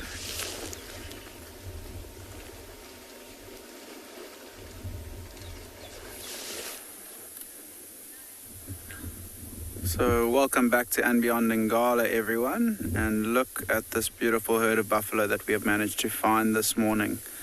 Murphy's Law, the first animal we found was the buffalo carcass, and I mentioned how little buffalo we've been seeing around Ngala. So it is really quite special to have a herd, not a massive herd, maybe about 50, 60 animals moving through, but super special to have them around. And you can see how they've scattered out all over the show, feeding in this nice clearing, lots of beautiful green grass for them to feed on. Can you see how their tails are all consistently swishing from side to side as well? So there's a lot of insects and flies that have been following this buffalo herd around, and just by swishing the tails around, they can get them to move off them every now and again. And if you have a look at some of these buffaloes' heads around their horns, you'll see, if you remember this morning, that bull had that really big helmet-like structure on his head, or what we call a boss. So can you see how these females have actually got much less of that helmet on top of their head, pretty much no helmet at all, and you can see there's quite a lot of hair in between the two horns as well. So that is the easiest way to tell the difference between male and female buffalo. I'm just going to ask BK as well to move. Oh, he's already on it. So this female is quite a magnificent specimen. She's got really, really big horns for a buffalo cow. And if you have a look, she's moving right at the front of the herd, and she's been leading this herd for the last 15-20 minutes from our left to our right. So I think she might be one of the older, more mature females in the herd, and she might be known as what we call a pathfinder, which is the female buffalo within the herd. Sometimes there are a couple of them, and they will decide on the movement of the herd. So she's been moving this morning, and then when she found this nice clearing here, good area to keep a lookout for any animals like lions that might come about, and nice grass for them to feed on. She's sort of slowed the movement of the whole herd down. You can see how they really are quite spread out here feeding. Have a look at some of them as well. Maybe this young one just to the left, not that one, the next one. See how he's lifting its head right up towards the sky and really trying to get a good scent on us. These buffalo, look, there it is again. They've got an incredibly, incredibly good sense of smell, being their number one scent to pick up on any threats or worries that might be around. So something like us, the wind is blowing directly from us towards this herd of buffalo, so they're getting a really good whiff of the scent of myself and BK this morning, and that they would use their nose as well to pick up on any predators like lions, which we know from Dan in the last couple of days. We've been seeing heaps of lions around Ngala as well. And you can see how they're just starting to move, and this herd of buffalo are probably going to spend the majority of the morning, while it's still a little bit cooler, feeding in the clearing, and then as it gets hotter this afternoon, I think it is going to get quite hot and humid as today pans out. And we're going to spend a little bit more time with this buffalo herd, see where they move off to and see what they get up to. But for now, we're going to send you over to Juma and Tristan with his pack of wild dogs.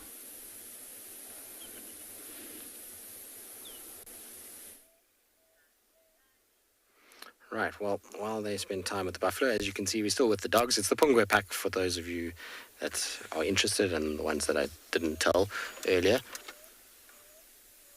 There's a little puppy who calling behind us. It's still cute. It's soft and subtle. But anyway, they're chewing on the remains of something as well. It looks very, very small, maybe a little steenbok or a dyke, young dyke or a young impala lamb. It's not a pipe anymore, thankfully, and we managed to dissuade them from getting rid of all of that, or from going back to that stuff. So now they're onto bones and bits of whatever it is, and they're so scattered at the moment, it's really difficult to actually get a proper count on them, because there literally are dogs just everywhere. Why are you whining? The rest of your pack is here. Come.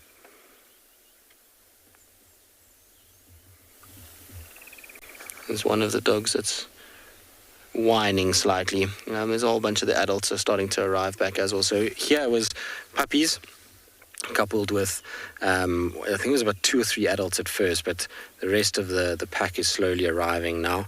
The alpha female is also here.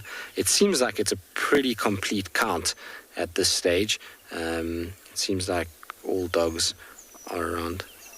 Listen to this dog though.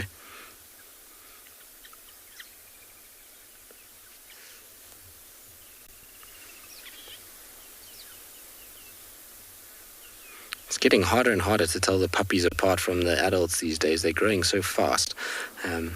It's crazy to think they were a certain size those few months ago where they were vulnerable and tiny. Now they almost look like fully fledged wild dogs, don't they? They've got a little bit of growing to do, but their legs are lanky, the ears are big, and they've kind of grown into themselves a little bit. They don't look as comical as they once did. I'm going to reposition slightly just because the way that we are. Don't know if you can hear that puppy who calling. Cute. The who calling puppy is a very, very cute thing. Obviously the adults do it. It's a much louder, more haunting call. But the puppies, when they do it, it's much, much cuter. I'm going to try and find a way to get a view so that we can actually hear it nicely.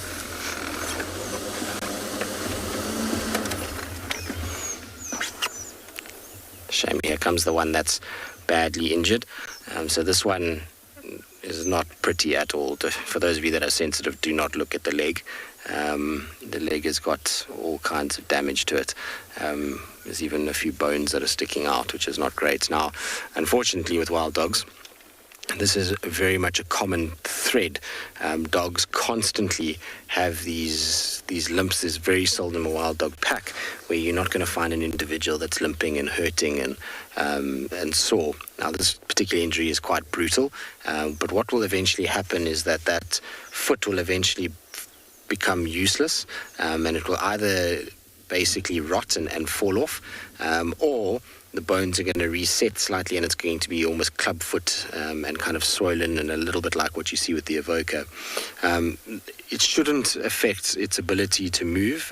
There's lots of dogs that have survived quite well in the Kruger with only one leg. In fact, there was even one that only had two legs and still was managing to keep up with the pack.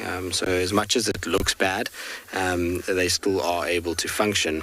The problem is that a lot of people have that notion of it's an endangered species, it needs to be helped.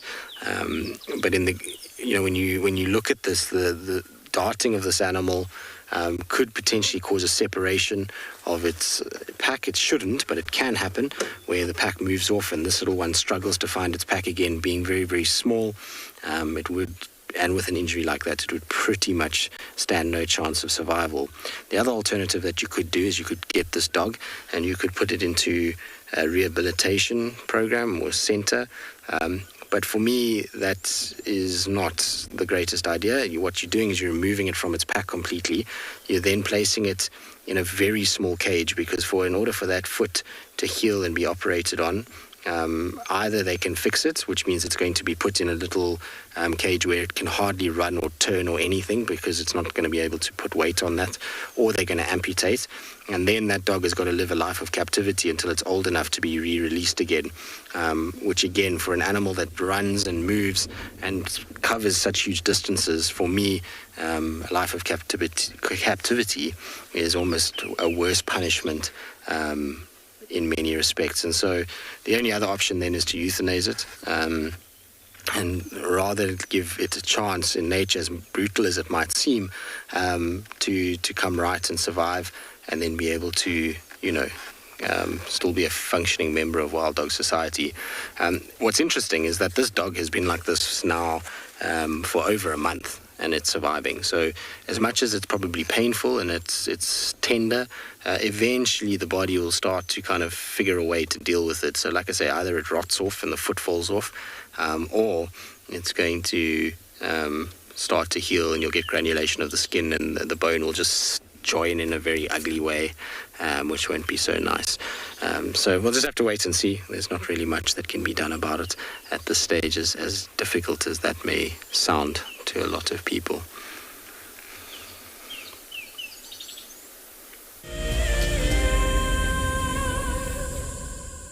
Join us around the fire as we have our very first Wild Earth Explorers Fireside Chat. And what that means is that if you are an explorer, we're inviting you to come and join us so we can chat about the greatest highlights of 2020. We will be chatting about our favorite characters and and what they have been up to during the course of this year. And if you would like to join us, head over to our Explorers page and subscribe. Don't miss out. This Fireside Chat will be on the 13th of December at 7:30 p.m. Central African Time, straight after Sunset Safari. An ever-increasing part of the global population is losing its connection with nature. Wild Earth is here to reduce people's stress and anxiety, allowing you to escape into nature even just for a few hours a day.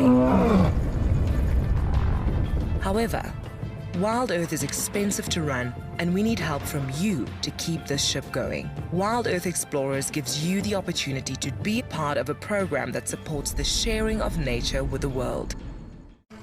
My name is James Hendry, and I work here at Djuma Private Game Reserve in the Sabi Sands on the western fringes of the Greater Kruger National Park.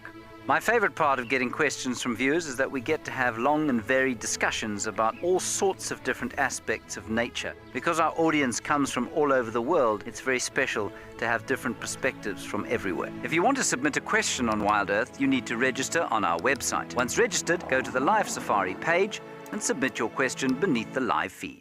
This is Rusty. He's my favorite vehicle, and we've been through all the good times here in the bush. Now, if you feel a connection to Djuma Game Reserve like I do, then we have a fantastic opportunity for you. You can have your name engraved on a brushed metal plaque just like this one, and we will attach it to Rusty so you can always be with us on safari in spirit. We will even send you a digital photograph once your plaque is mounted on Rusty. Spaces are limited, so grab your spot now.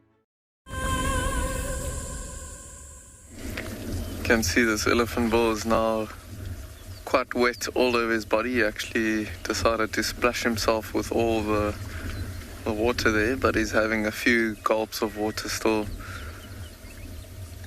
Being very careful and drinking very, very slowly, I think, trying to get to the freshest part of the water where it's not disturbed by mud.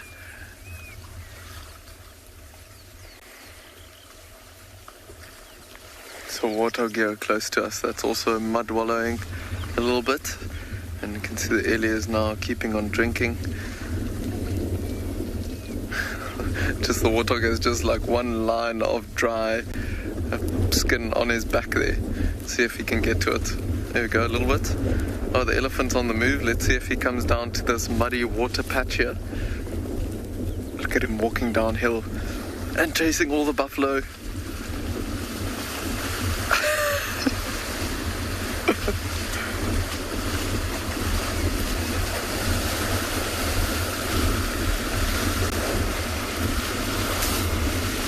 Look at that.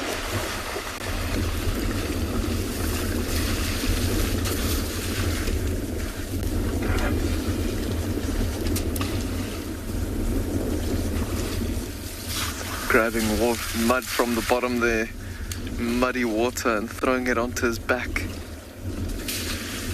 and spraying it into all the crevices between his legs.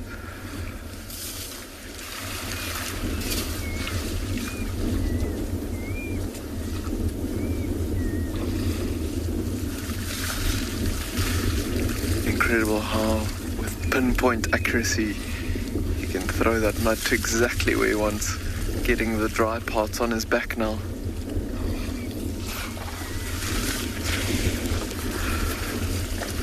Exactly what we were hoping would happen is happening right now.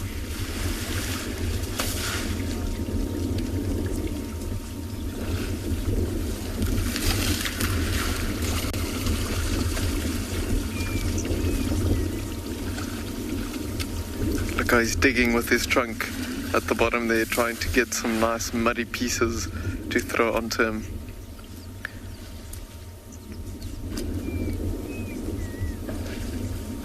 I take it back. There is something that looks happier than a warthog in mud and water, and it is an elephant.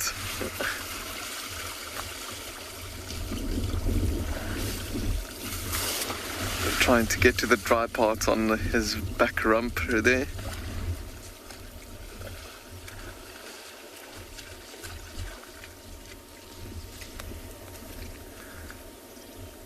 So he's digging around with his trunk, trying to get to the muddy patches at the bottom there. spraying it into his ears and onto his ears. Listen to that.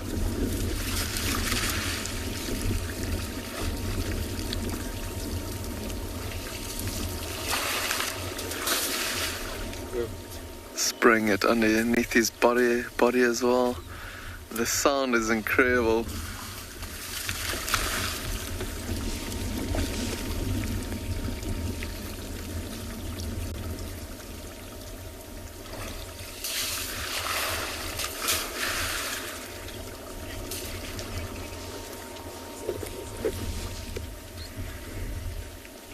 Just resting his trunk on the muddy patch there at the bottom as well.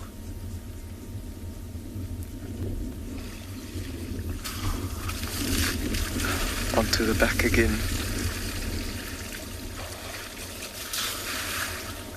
All the buffalo just watching in jealousy at this elephant bull splashing himself with mud and water.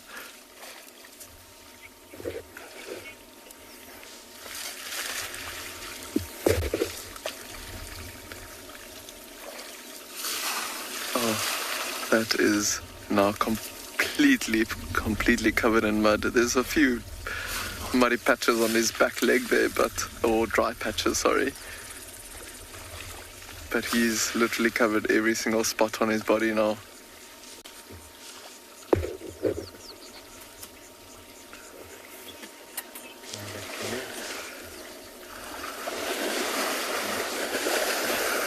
We are gonna see if we can just move a little bit.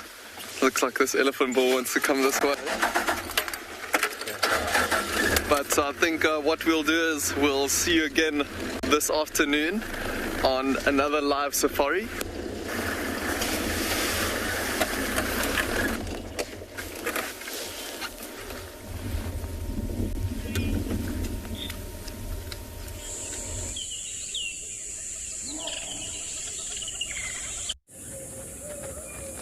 This program features live coverage of an African safari and may include animal kills and carcasses. Viewer discretion is advised.